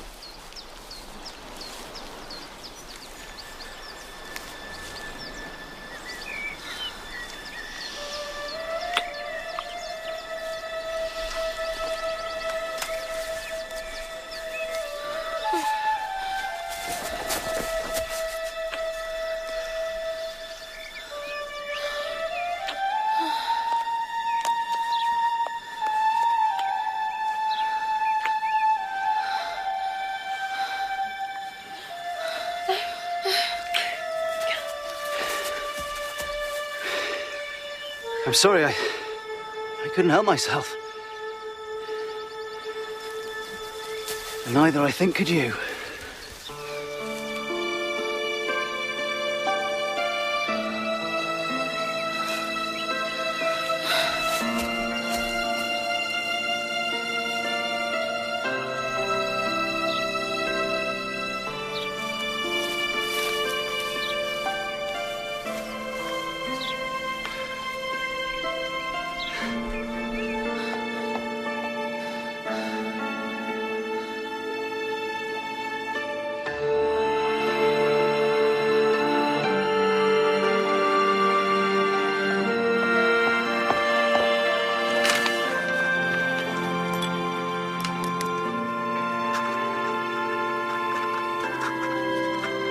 Dear Mr. Boldwood.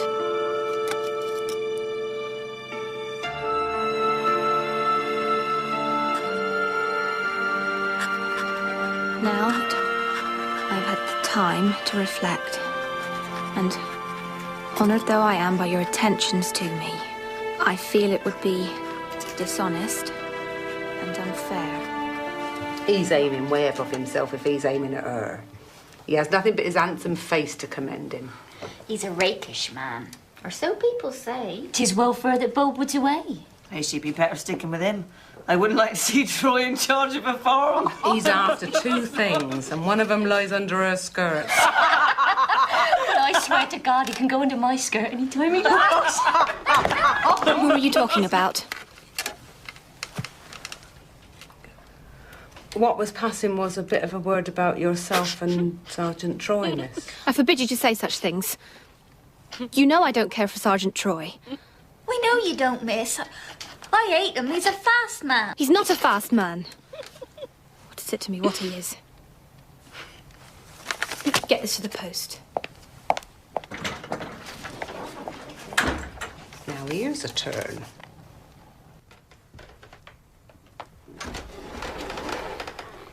I'm sorry we mistook you, miss. I did think you cared for Sergeant Troy, but I see now you don't. People always say such foolery, but if anyone says another word, I'll tell him straight. Of course a lady like Miss Everdeen can't love him. He's far beneath her. Liddy, can't you see? I love him to distraction. Oh, mistress. What about Mr. Boltwood? I've got into such a mess, Liddy. I've written to Mr. Boltwood and refused him. Don't worry, miss. He's away till harvest time.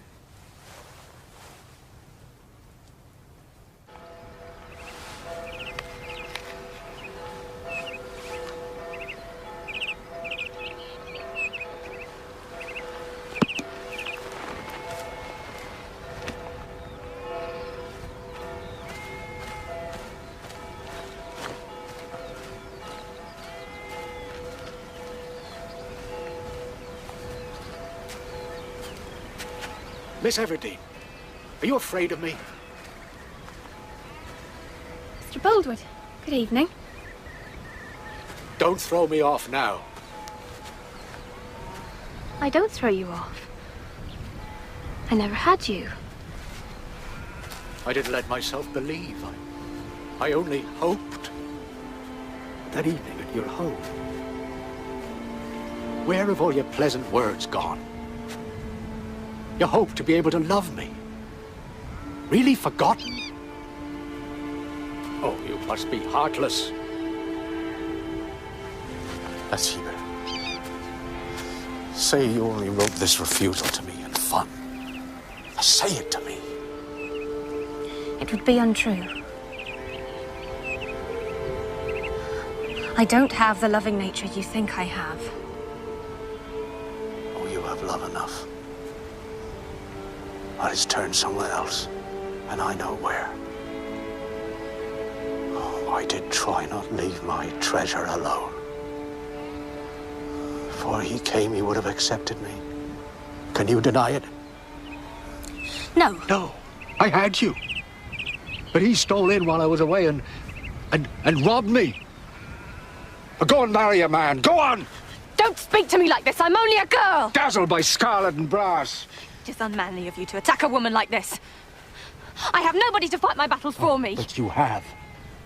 You have the dandy in red. Has he claimed you for his? Has he kissed you?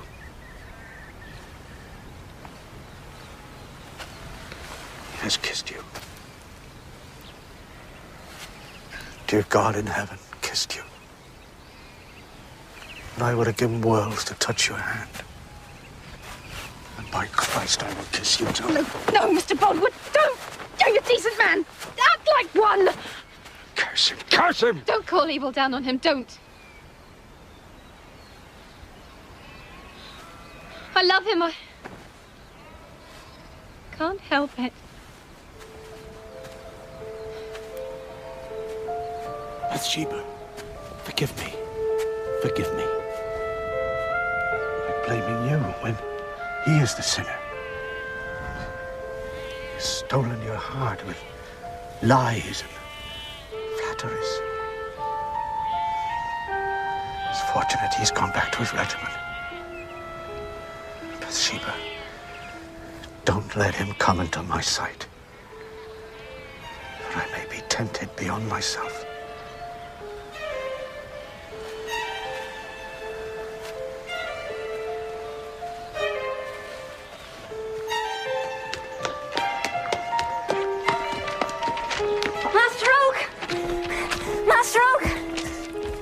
In charge of the farm.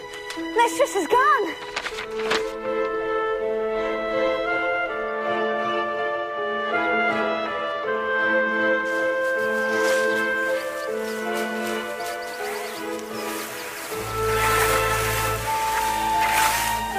Caney Boss.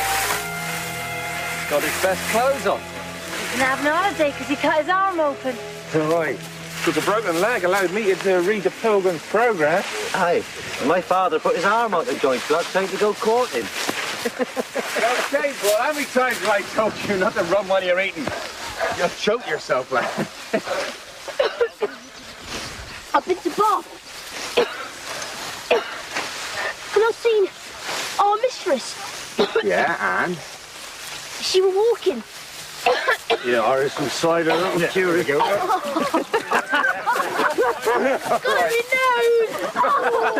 Tell the tackle, lad. Come on. Let the boy be. He's always had a bad cough. Somebody bang him on the back. Yeah. No, you just tell us what happened, lad. Come on. I saw our mistress and a soldier going to a sort of park-like place. And he put his arm round her waist. And they got closer and closer, like a courting couple. And I think the soldier was Sergeant Troy. She's lost her name good and proper now. She ain't nothing Pray better hold than your a... blasted tongue. They sat down and started talking, sort of serious-like. The mistress was crying, almost to death. You sure it was her? As sure as sure. Then what? Never saw mistress no more after that. She'll wish her bread dough if she's ever intimate with that man. She's not. I'm sure she's not. Wait now. He's no coarse, ignorant youth. He was well brought up, has a sweet way with words. His only wildness made him a soldier. And made you rather like your man of sin.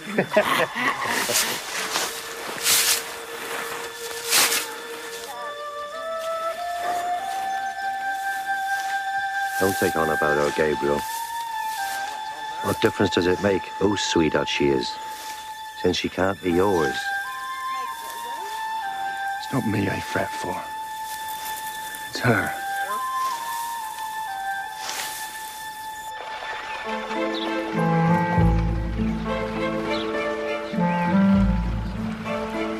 Mistress?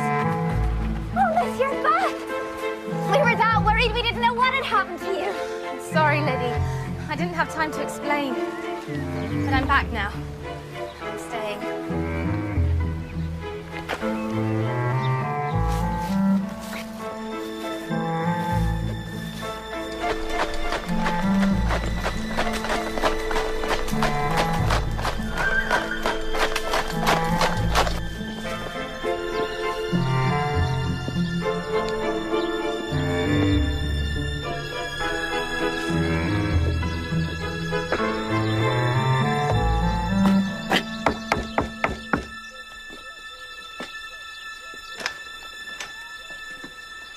Miss Everdeen, Lydia, will you tell My her mistress cannot see you, sir.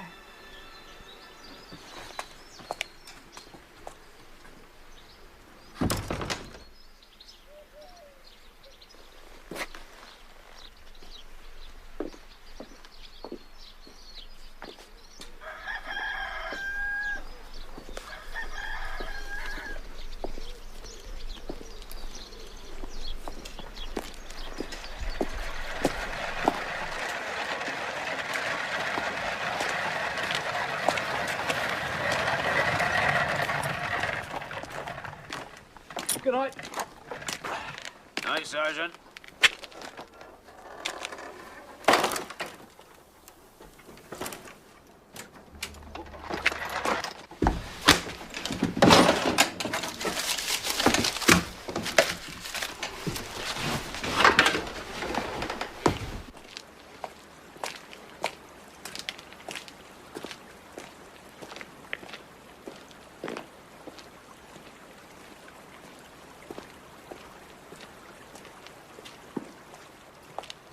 Sergeant Troy.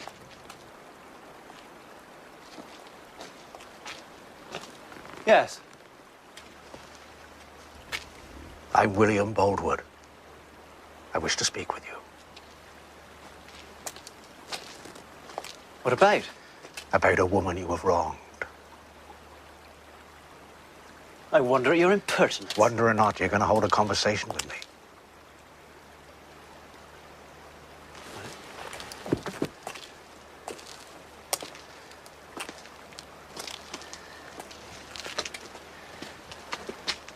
I know about Fanny Robbins' attachment to you.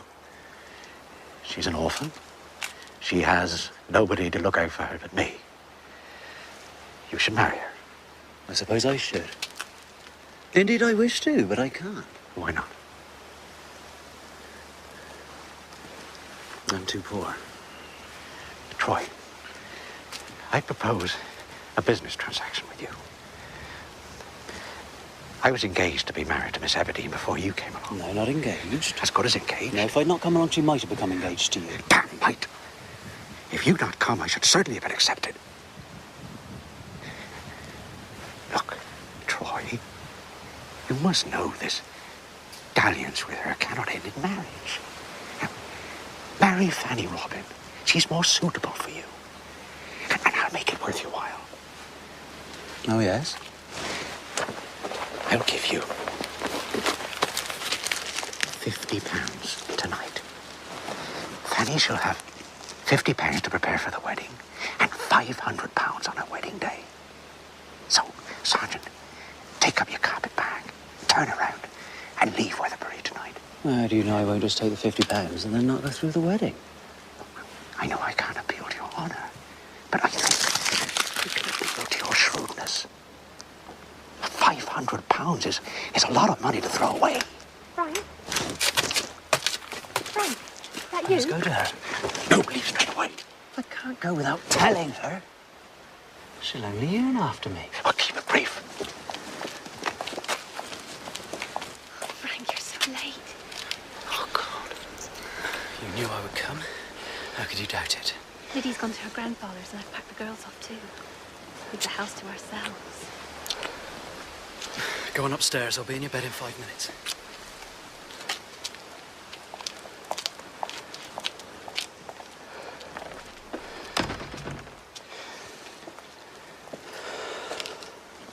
You see my dilemma? I can't marry both of them. No, I'd rather marry Fanny, because I like her best on the whole. And, of course, you make it worth my while. I don't mind, I kill you. She won't thank you for it.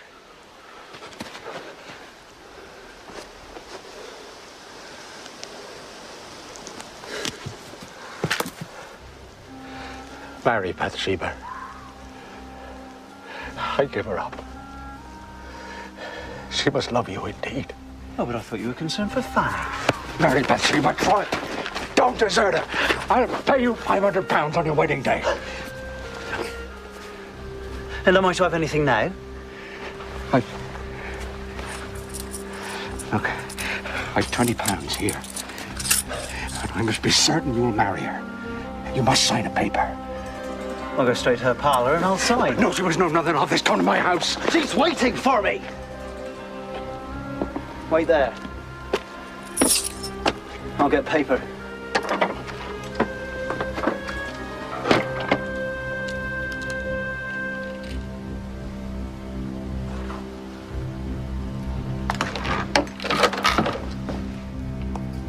Do you think I would break in?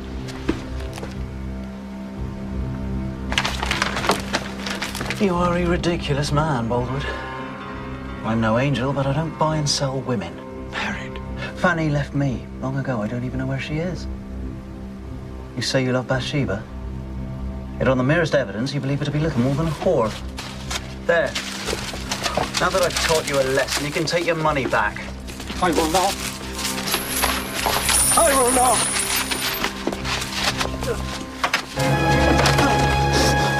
I'll punish you, Troy. I'll punish you yet.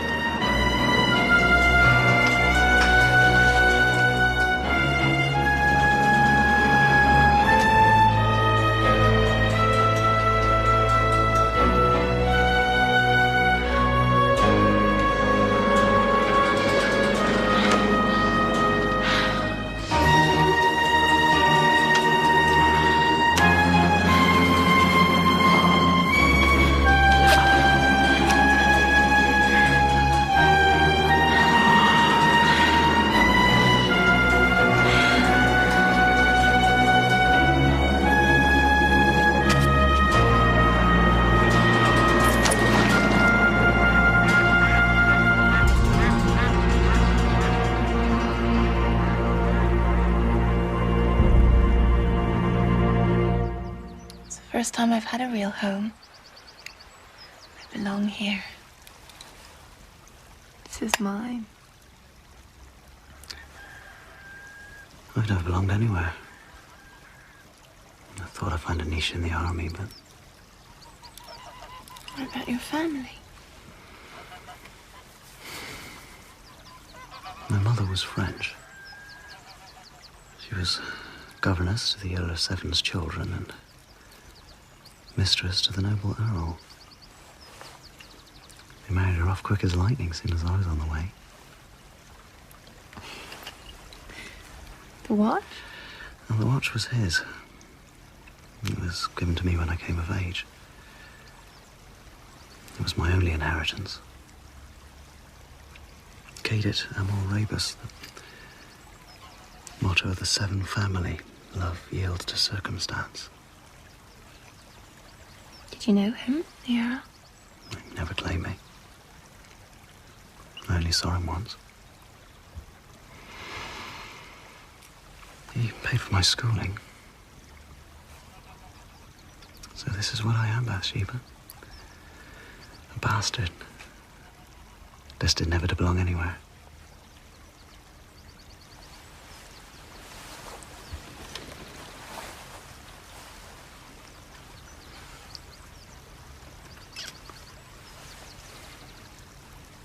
If we have a son, the watch will go to him. He will know who he is.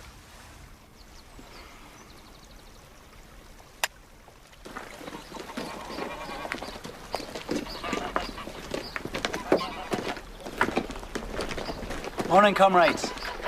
Morning, Sergeant. She has married a man. Say good morning. We don't need to mean it. This is a gloomy old house. I intend to brighten it up a bit, make the place more modern.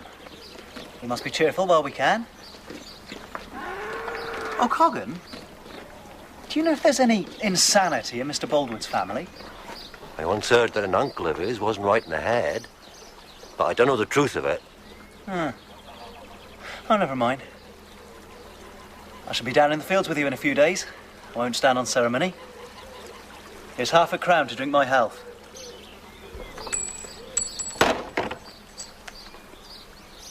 Well, I won't take any gifts from him.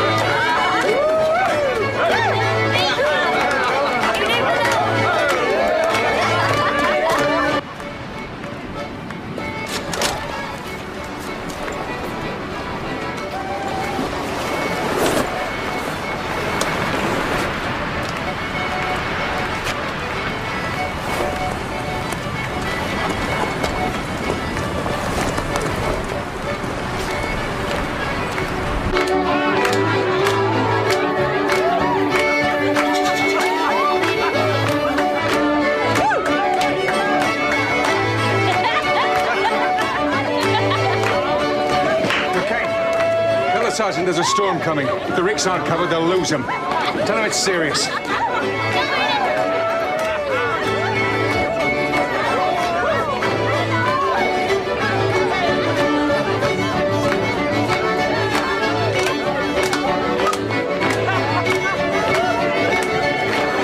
Sergeant Troy says it won't rain and you're not to bother him with such fidgets.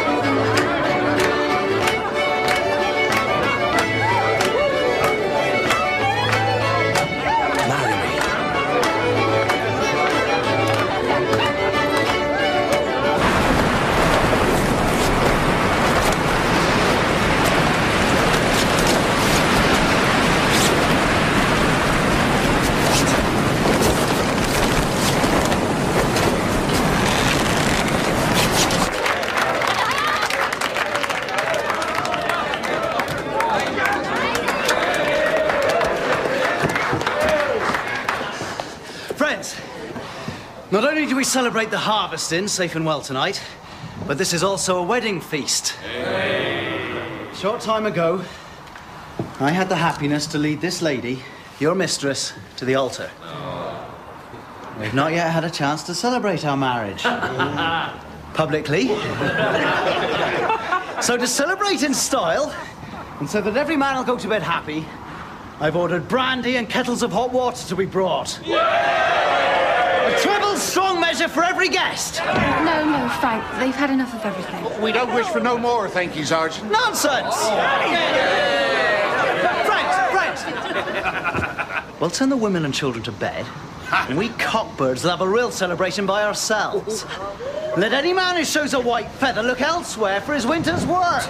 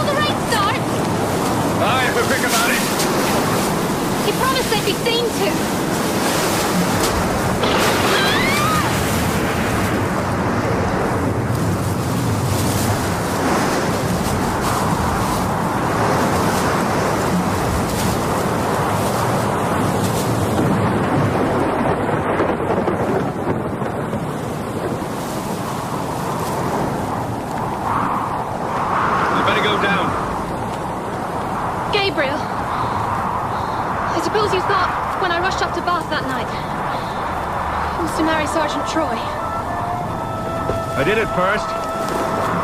And others thought so too. Well, it wasn't. I went there to end it. But when I was coming away, he said he'd seen a woman that morning that was more beautiful than I was. That he couldn't promise to be faithful unless I became his at once. So, between jealousy and distraction, I married him. Oh, Bathsheba. He wasn't to blame. It's perfectly true about him having seen someone else.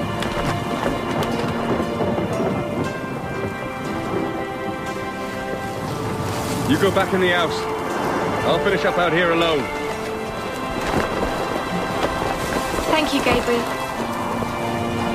Thank you 1,000 times. For everything.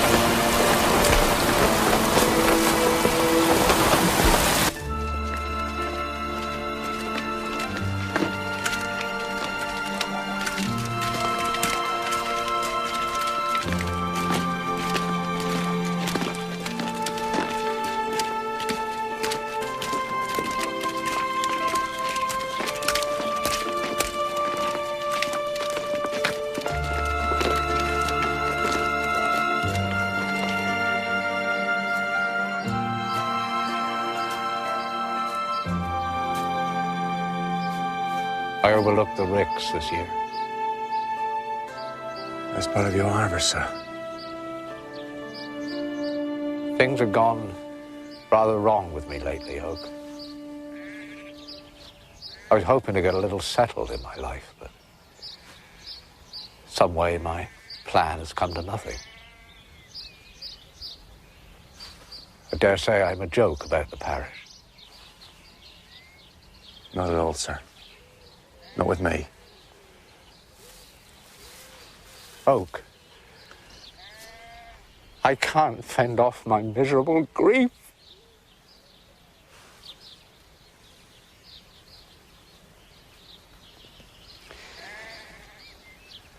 No. Whatever they say, there was no jilting on her part, really. She never promised me. Really. There was nothing. The whole thing was made more of by other people than it ever was by us. There was nothing. Good morning to you. Sir.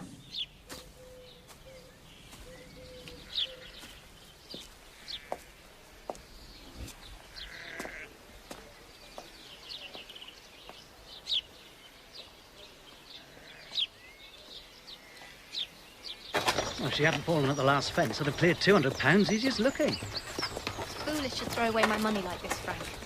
Promise me you won't go tomorrow. Well, it's a fine house. They're going to take you along. I'd run 100 miles the other way first. You've lost all the pluck and the sauciness you used to have. If I'd known what you were under all your boldness, I'd never have...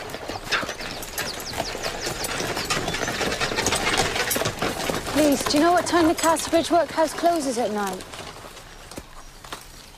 I don't know.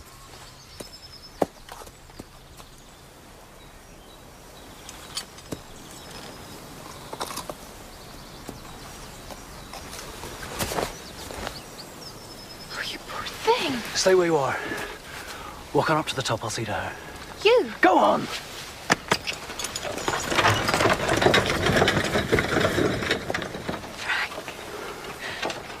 Frank, is it really you? I looked everywhere for you. I thought you were miles away. I thought you were dead. Why didn't you come to the barracks? I couldn't. You were so cold to me at the church. Oh, Fanny, I was angry. I came to your lodgings, but... You're not well. Have you money? No. You can't go to the workhouse. Here's what I have. Damn it, it's only pennies. I left the army, Fan. I only have what my wife gives me now.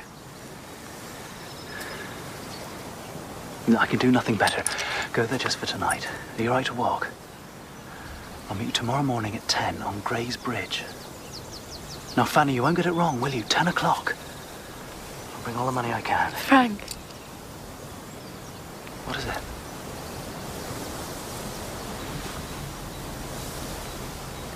Nothing. Oh, Fanny, I'm so sorry. I can do nothing more now, but I will. I promise you.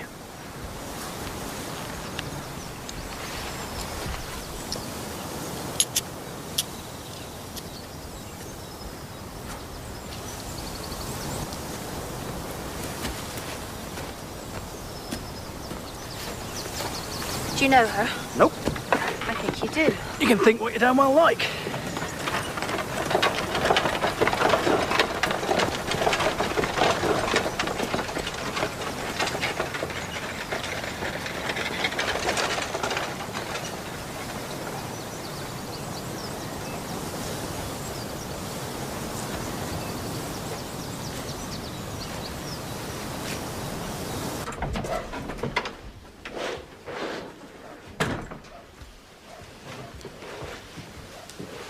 Would you let me have £20, Bathsheba? The races again. Don't go, Frank. Stay home with me today. It's not for the races. What is it for, then? You worry me with these mysterious responsibilities. You worry me with all these suspicions.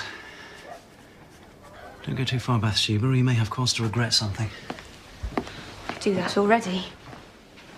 What do you regret? My romance has come to an end. All romances end with marriage. Must you be so smart at my expense? You're dull enough at mine. I believe you hate me. I don't hate you. I hate your faults. Let's stop this bickering. I'll strike a bargain with the £20 and be friends.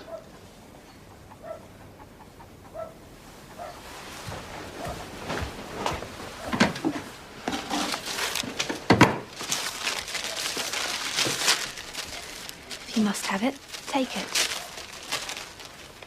I expect I'll be gone before you're in from the farm. I promised to meet someone. A time not so long ago when it would have taken a good many promises to drag you away from me. I was sweeter than all your other pleasures then.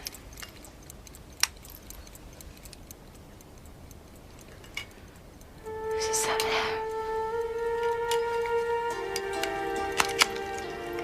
It's yours, of course. Liar! I'm not. I've forgotten I had it. Hair is yellow. It's not! God's sake, don't insult me. The hair is yellow. Whose is it? You're my husband. You shouldn't keep other women's hair. Tell me the truth, Frank. Don't be so desperate.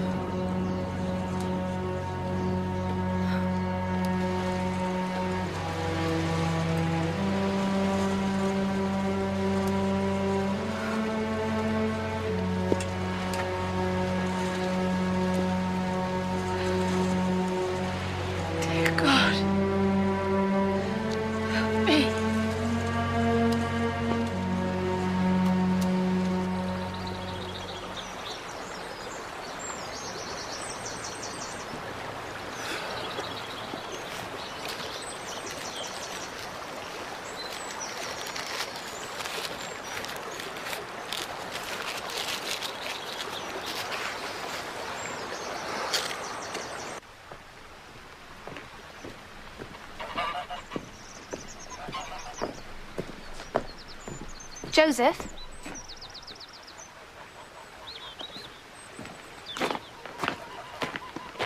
What's the message? 'Tis a somber one, mistress.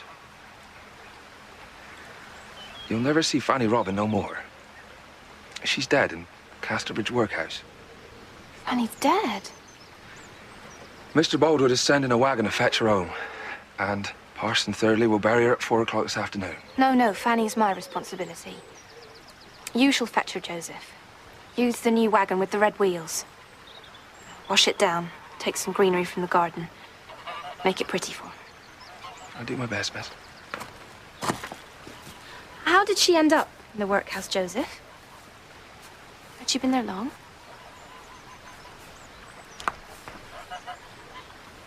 Only since last night, I believe, miss. They say she walked all the way from Melchester, and that's what killed her. She would have walked right past here. Why didn't she come home?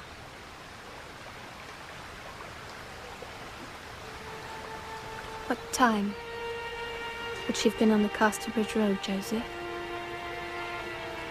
Sometime yesterday evening, I reckon. Yesterday evening. Aye, thereabouts. You'd better go, Joseph.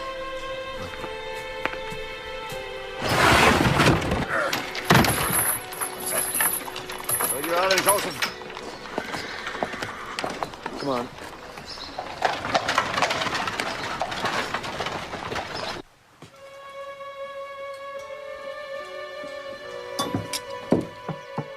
Liddy? Yes, miss?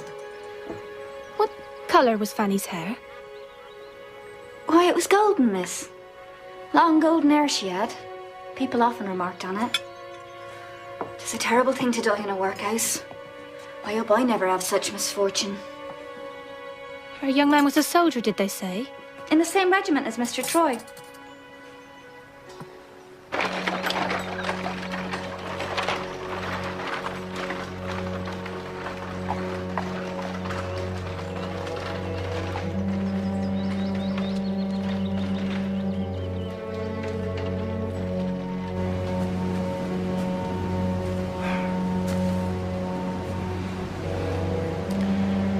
Sure to be dark. Where is poor Grass? He left hours ago. What can have become of him? He passes the Buck's Head. Oh, no. Not with Fanny dead in the wagon, surely.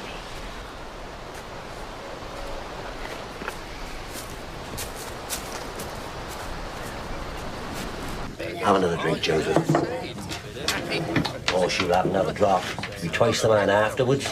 You'll walk and slap into your work without any trouble. Well, I thank Providence that I've not been away from my drinking. Joseph Poorgrass, you're a disgrace! You've a dead woman hanging around outside in the dark. Yeah, drunk as a lord. No, Shepherd, not I. All that's the matter with me is the multiplying eye. That's why you look double to me.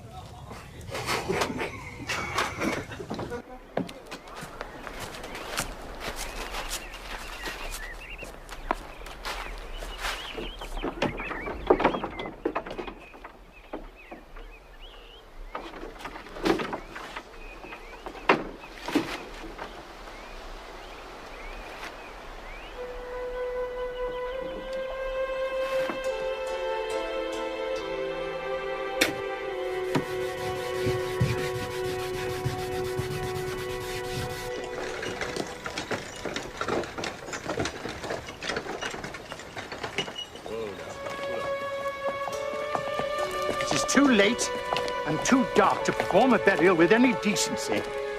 You can take the body to the house, Mrs. Troy, or it can stay here in the church till morning. I better take it to the church. No, it's cold and lonely in the church at night. Bring it to the house. It'd be better in the church. Ready for the morning flowers and all. No, it's unkind and unchristian. Bring her to the house.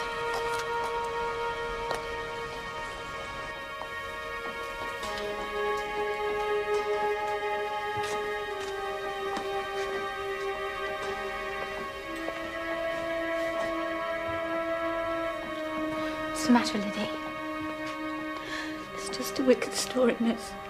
I know it can't be true. They're saying Fanny died in childbirth. Do you believe it? There's only Fanny's name written, look. We would have been told if it were true, wouldn't we, miss? We might. You go to bed.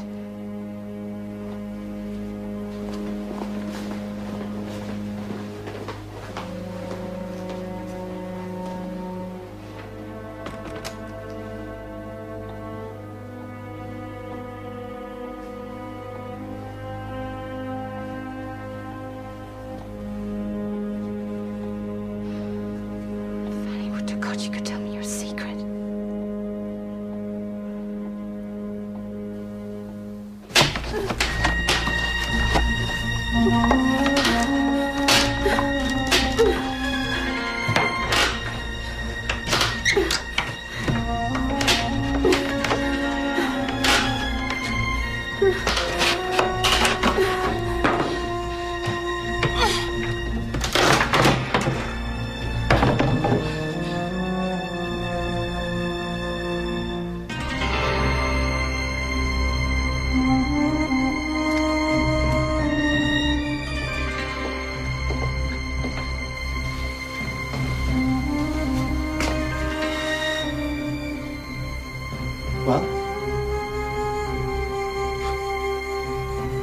What is it? Who died?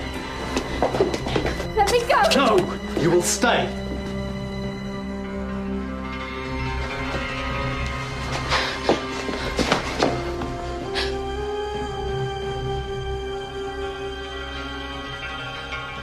child yours?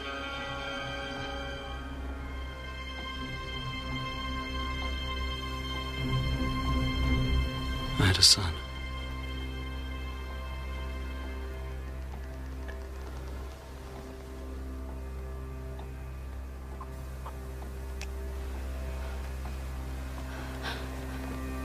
No! Penny Robin was my servant. Don't kiss her, Frank. Kiss me. Kiss me. She is more to me than you ever were, or are, or could be. And if Satan hadn't tempted me with that face of yours, I'd have found her and married her. Oh, Fanny, forgive me. In the sight of heaven, you're my wife. She is that. What am I? You. You're nothing to me. Nothing.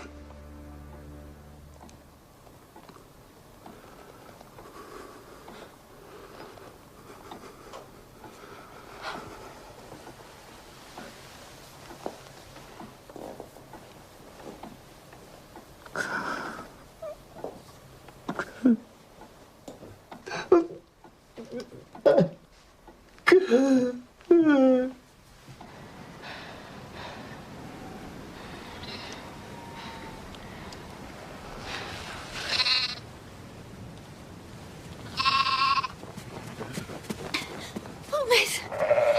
I've been looking everywhere for you. You haven't been out here all night.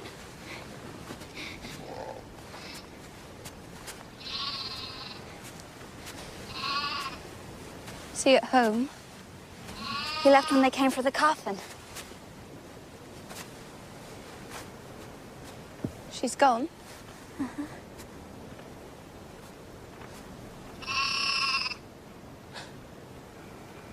Oh, Lizzie. Oh, poor thing. Come in. You'll catch your death.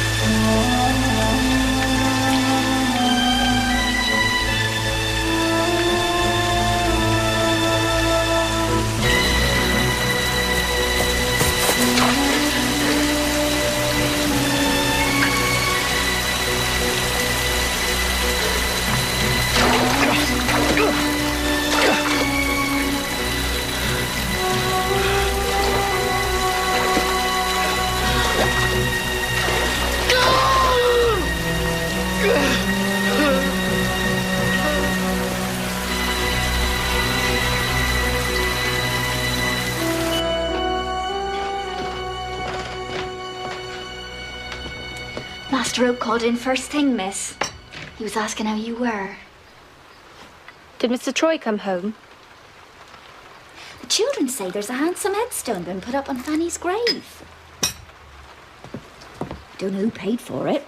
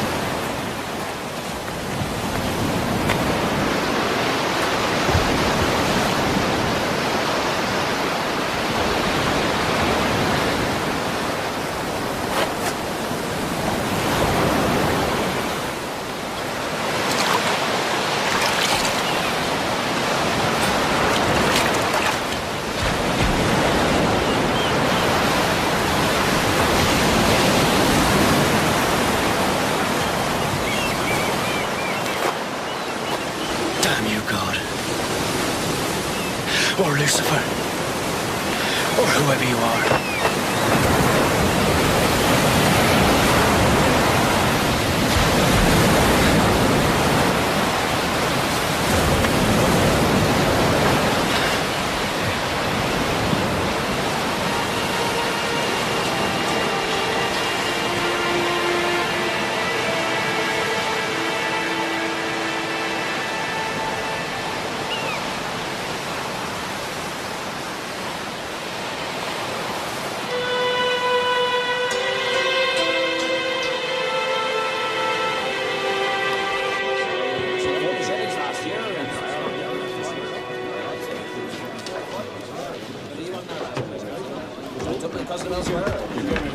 I'm looking for Mrs. Troy. Is she here?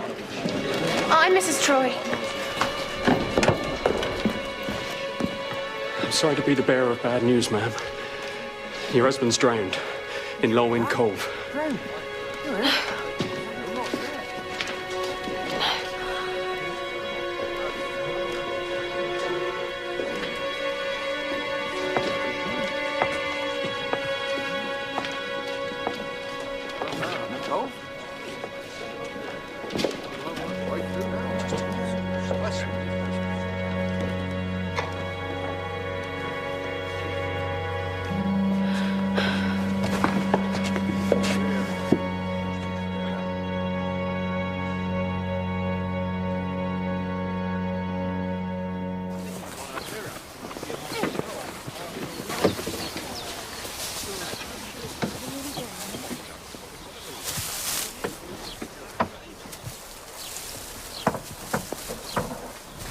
Glad to see you out of doors, Lydia.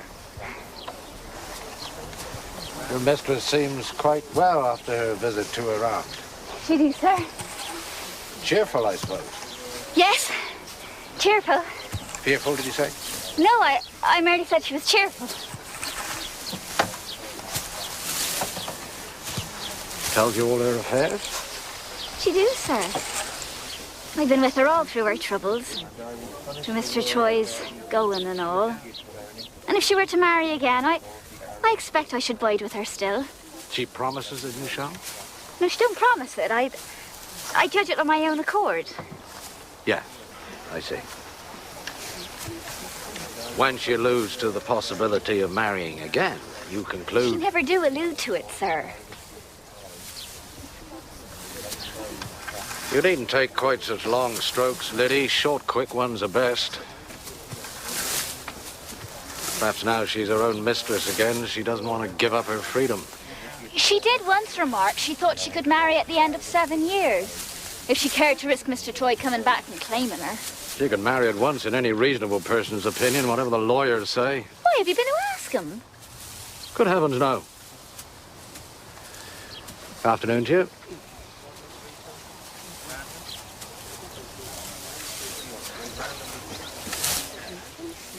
I will punish the world for their evil.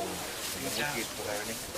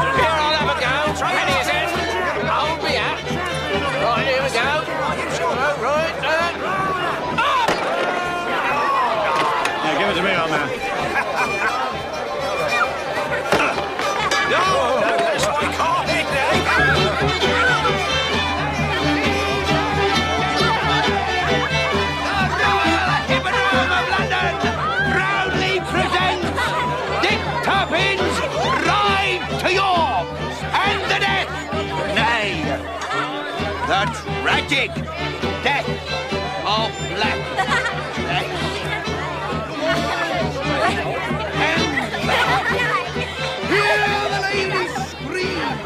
Mrs. Troy, Baldwin? I hope your sheep have done well today.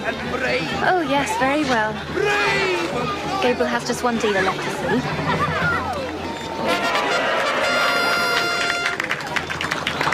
What's that? Show's about to start. You say it's very entertaining? I was never allowed to go in those places when I was young. Well, you shall see it. I'll get seats for us at once. No, I won't stay. I got a dealer to see in any case, but I'll secure a seat for you alone.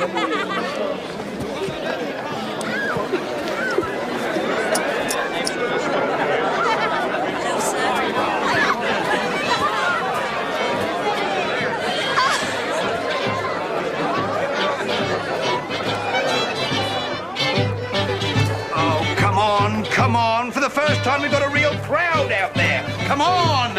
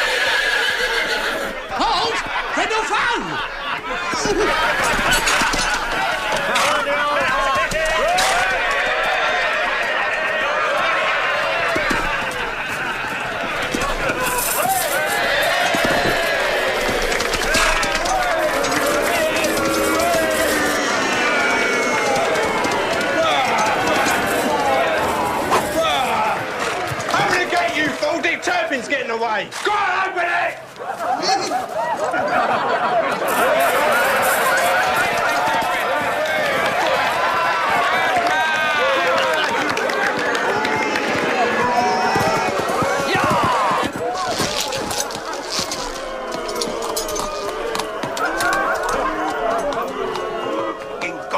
What do you think you're doing? There's a damn predator of mine out there. If I speak, he'll know me instantly. But you've got to talk. They've paid their money. I tell you I won't. But we've still got the rest of the play to do. I'll just nod and wink in the right place. I'll never know the difference.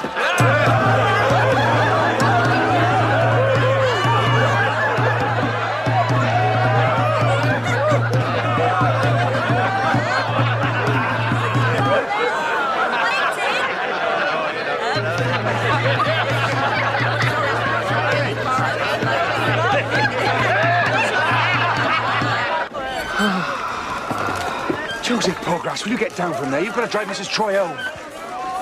Spangled women are coming to get me. Hundreds of them. Thousands of them. Joseph, I've got a dealer to see. Will you get down from here and get the gig? Hurrah for the multiplying eye!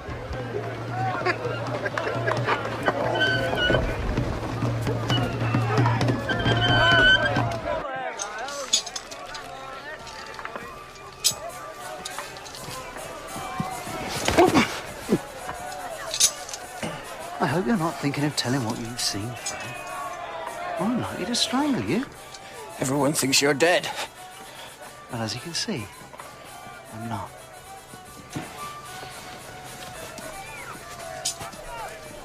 How are things on the farm? How's my wife? She's made Gabriel Oker Bailey. He's head man for Mr. Boldwood, too. And he's bringing in all these newfangled machines. Says they can do the work of 20 men. So she's doing well, then? You thinking of coming back? Maybe. And if I do, the first thing I'll do is sack Oak and make you bailiff. Provided she hears nothing of my present occupation. I'll be your man, Sergeant.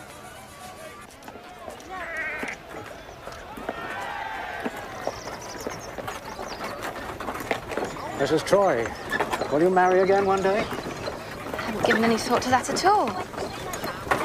No, of course not. My husband's death was never proved. I may not really be a widow. I often think of that time when you first came to Weatherbury, that I was something to you before he was, but that means nothing. You never liked me. I did. I respected you. You still? Yes. You know you can marry in 6 years without any further proof of his death at all. Yes, I know. If I wait till then, will you marry me? Mr. Baldwin, 6 years. Who knows where we all may be? Do you want to marry anybody else? No, indeed. I really don't like to talk like this. Of course not. But just promise that if you marry again one day, it will be me. No. I don't expect love. I mean an agreement between two mature people. That's all I want. I will consider it. When? By Christmas. I'll tell you at Christmas.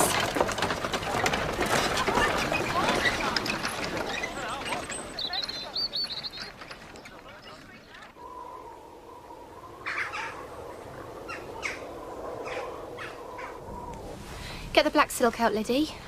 Not the black, Miss Shirley. You ought to brighten up a little on such a night. No, I'll wear black.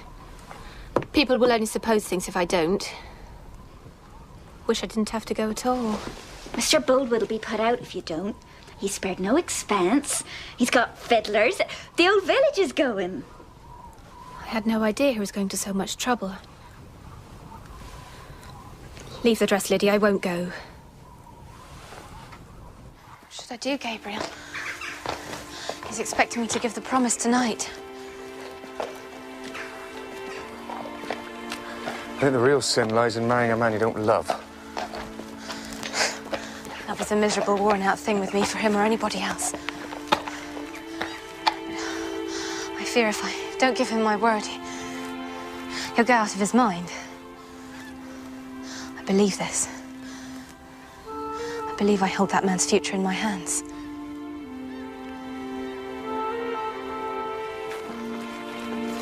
What should I do, Gabriel?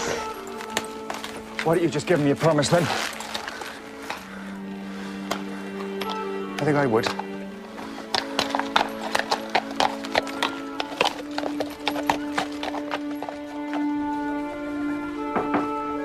that you, Gabriel? Do you know any late knot in fashion? I don't know, sir. Blast it. My hands are shaking. Can you tie this for me?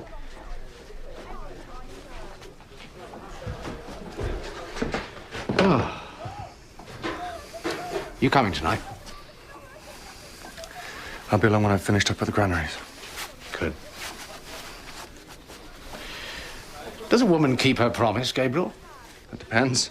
Or rather, an implied promise. Wouldn't answer implied. That's a word full of holes as a sieve. You're growing quite cynical. Does a woman keep her promise to marry? You know whom I speak of. I pressed her on the subject, and I think that at last she inclines to be kind to me. Don't build too much on a promise. She's young yet.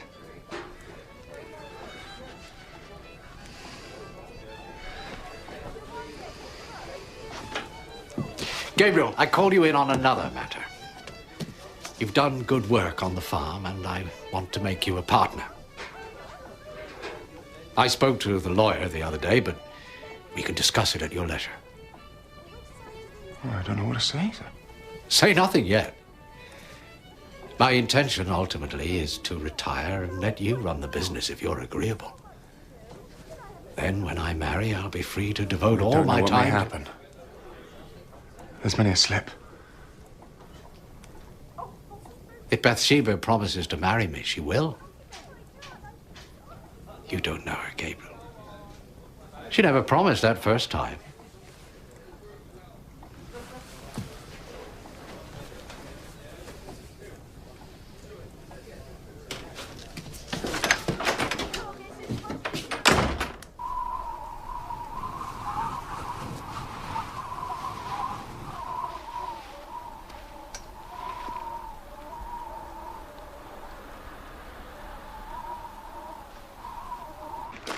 Good evening. Please go on in. Good evening to you, sir. Sybil, was that Mrs. Troy's carriage? No, sir.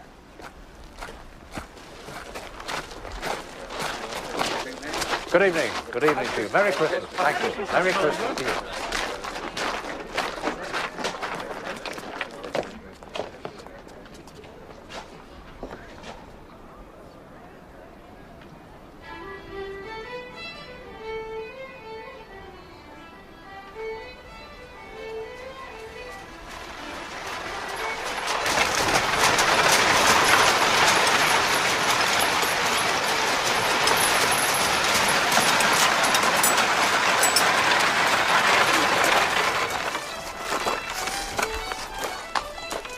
Good evening, Mrs. Troy.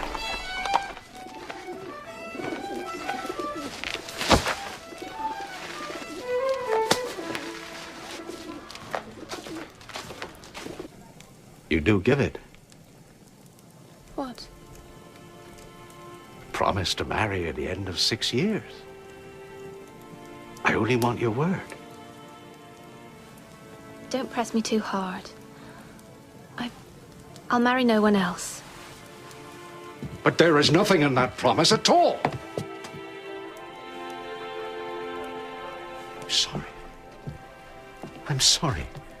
But sometimes my love for you is so... Bathsheba, give a little to me.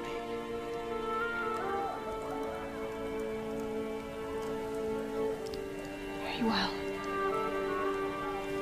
If he doesn't return, I will marry you in 6 years. And you'll take this as a token from me. You cannot wear a ring. I wouldn't have a soul know. Just for tonight. Wear it just for tonight. Mr. Boldwood, no.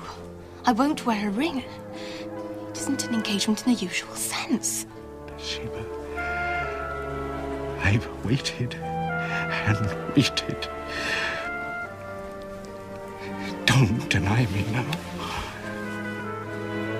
Don't.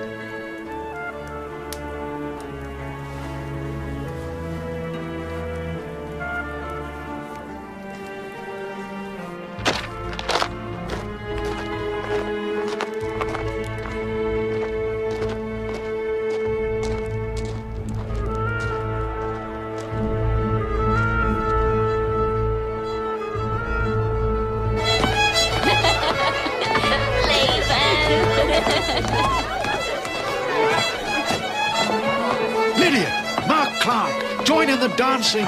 Tonight is a night for celebration.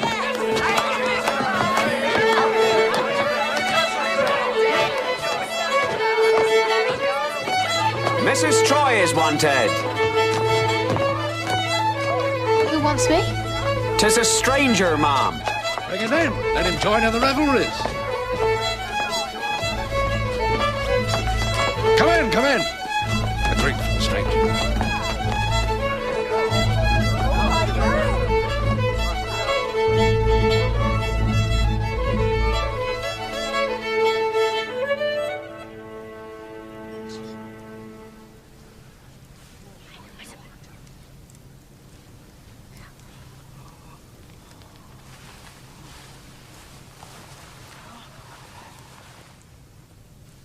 Bathsheba,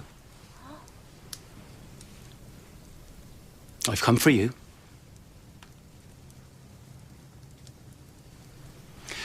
Come with me.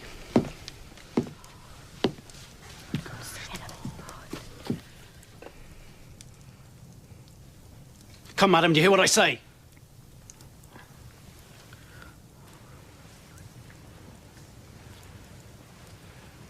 Bathsheba.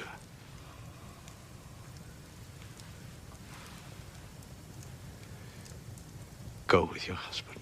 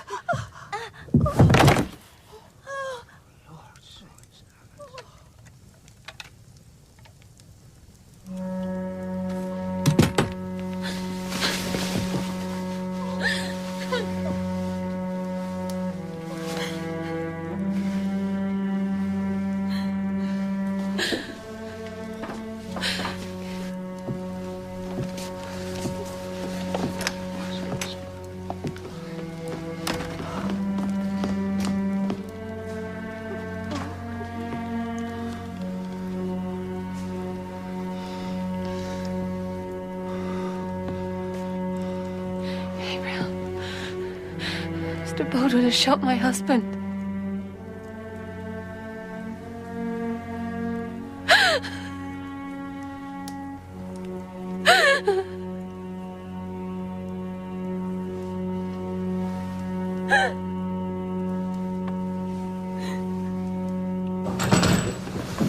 You're charged with the murder of Mr. Francis Troy. How do you plead to this crime? Guilty. I shot him. He deserved it.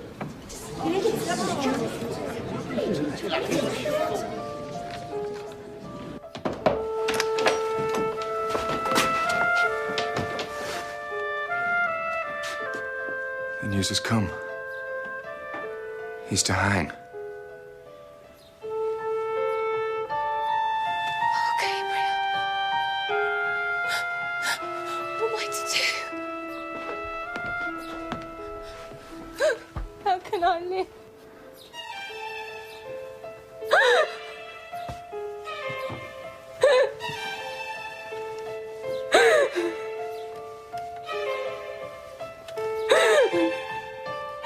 Mr. Baldwin, I cannot be silent.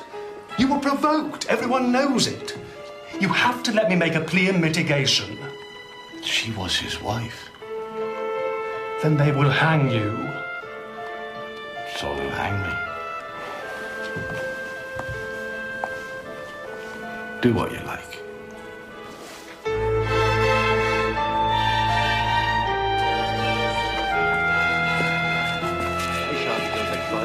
I advise the rest of you to do the same. It will disturb his mind more than anything to see us staring at him as if he were a show. That's right, Jan. He's sure to hang. It is her I feel for. Has she been downstairs today? No, yesterday. Or the day before. She'll go out of her mind if he's not spared.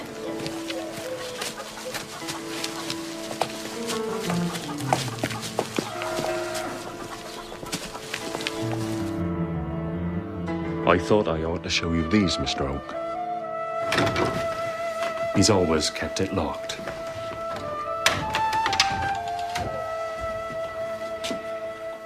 There must be 50 of them. All labelled for 6 years' time. Bathsheba Boldwood.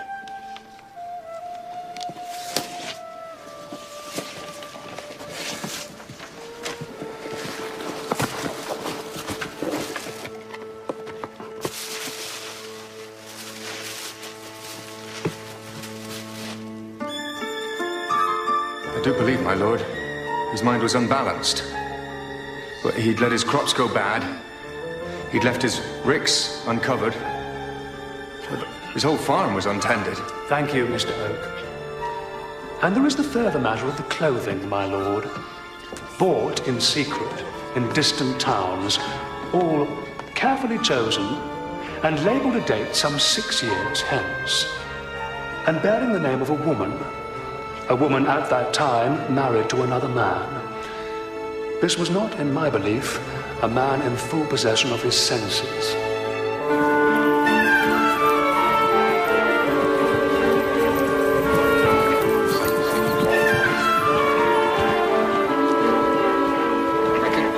I reckon he's done for. Miss Everdeen!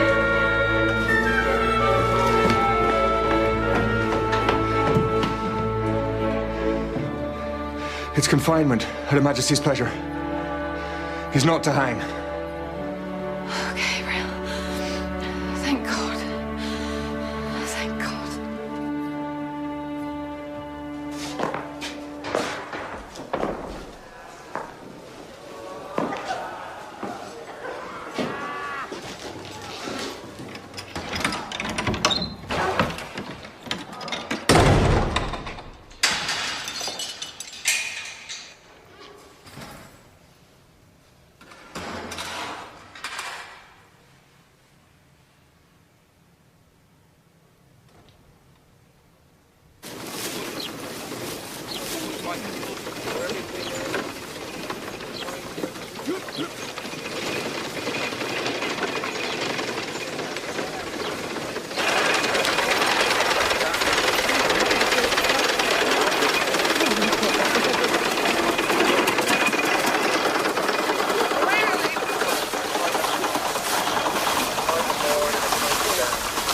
We shouldn't be welcoming this, you know. None of us.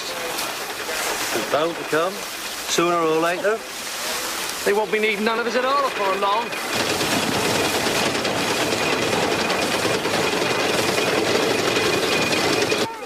Used to take over Boldwood's farm. How can they do that?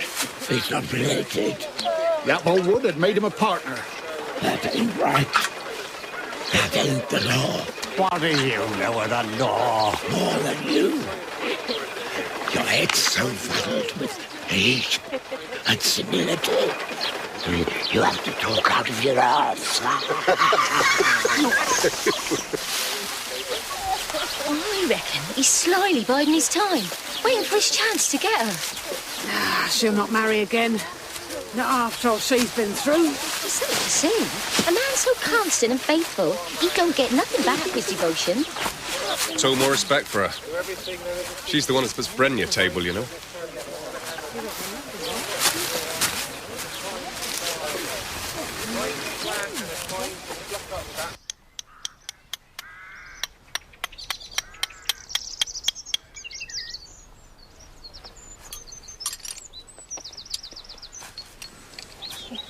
Thank you.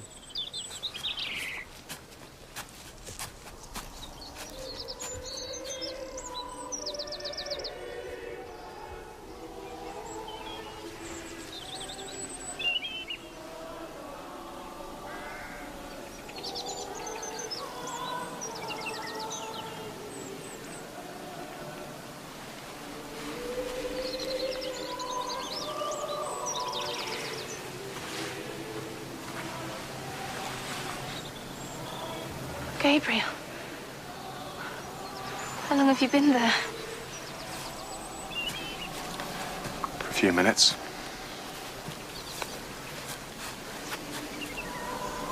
Have they finished it as you'd wished? Yes. Has it really only been 8 months? It's like a lifetime to me.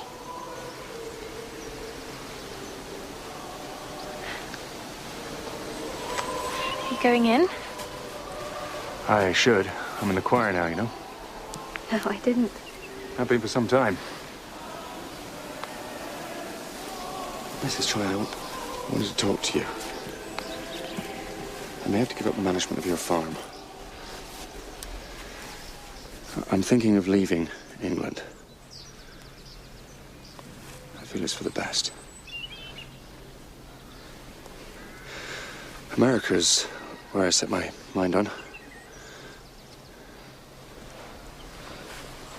do without you.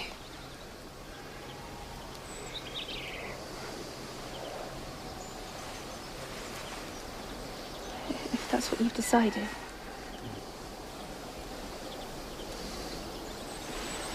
Goodbye, Gabriel.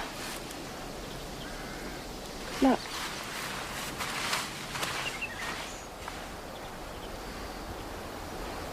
We're going to give it a try in London, miss. Leave the land that you've worked on all your lives. Things are changing, miss. Fact is, we'd like to be a bit freer. No disrespect, but we want to stand up and make our own way in the world. Not serve anyone. Well, good luck to you both. Soberness. Sorry to lose you, Mark.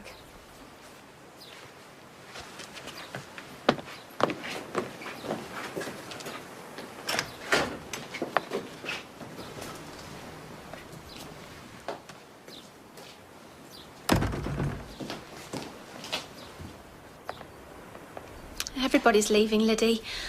Mark and Soberness. Mr. Oak. That's just like Master Oak. Don't like anyone thinking bad of him. What do you mean? Liddy?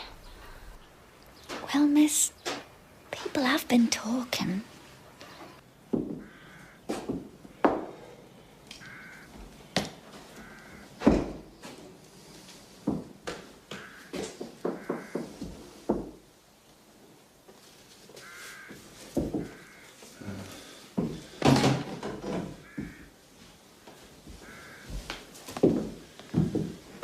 Can I get you a chair or something? No. Gabriel, why are you leaving? I'm going to America, like I said. Don't leave. Well, I can't stay here. People think I'm sniffing about, waiting for Boldwood's farm and in the hope of marrying you. It's absurd. It's far too soon.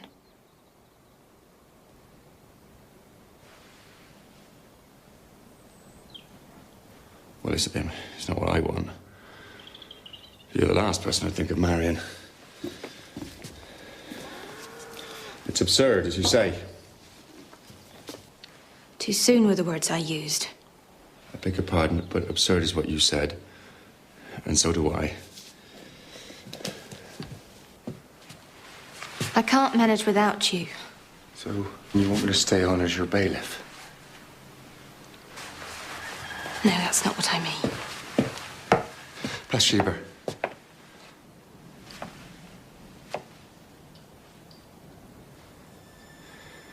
If I only knew one thing.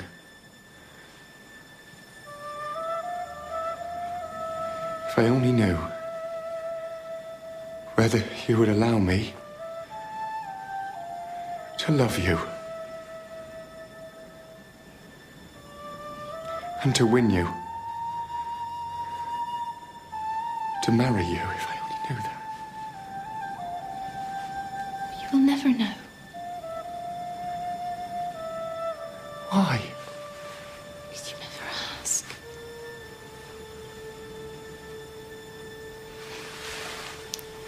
Why, Gabriel? Seems exactly as if I'd come courting you. Dreadful.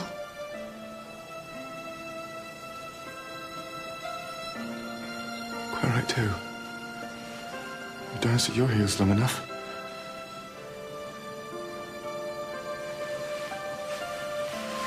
Miss Everdeen?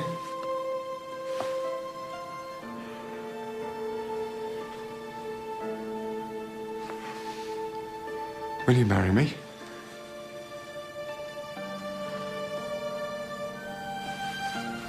I will.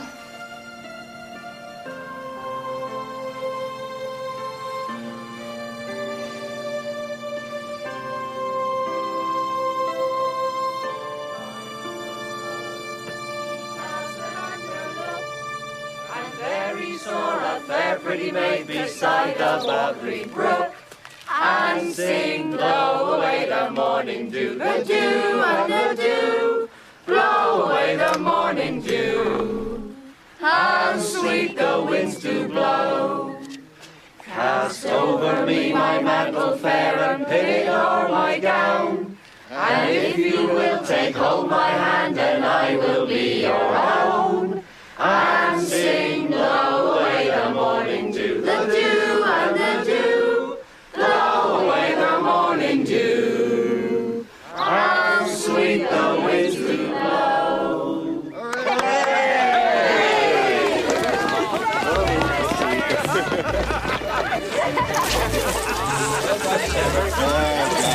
Thank you.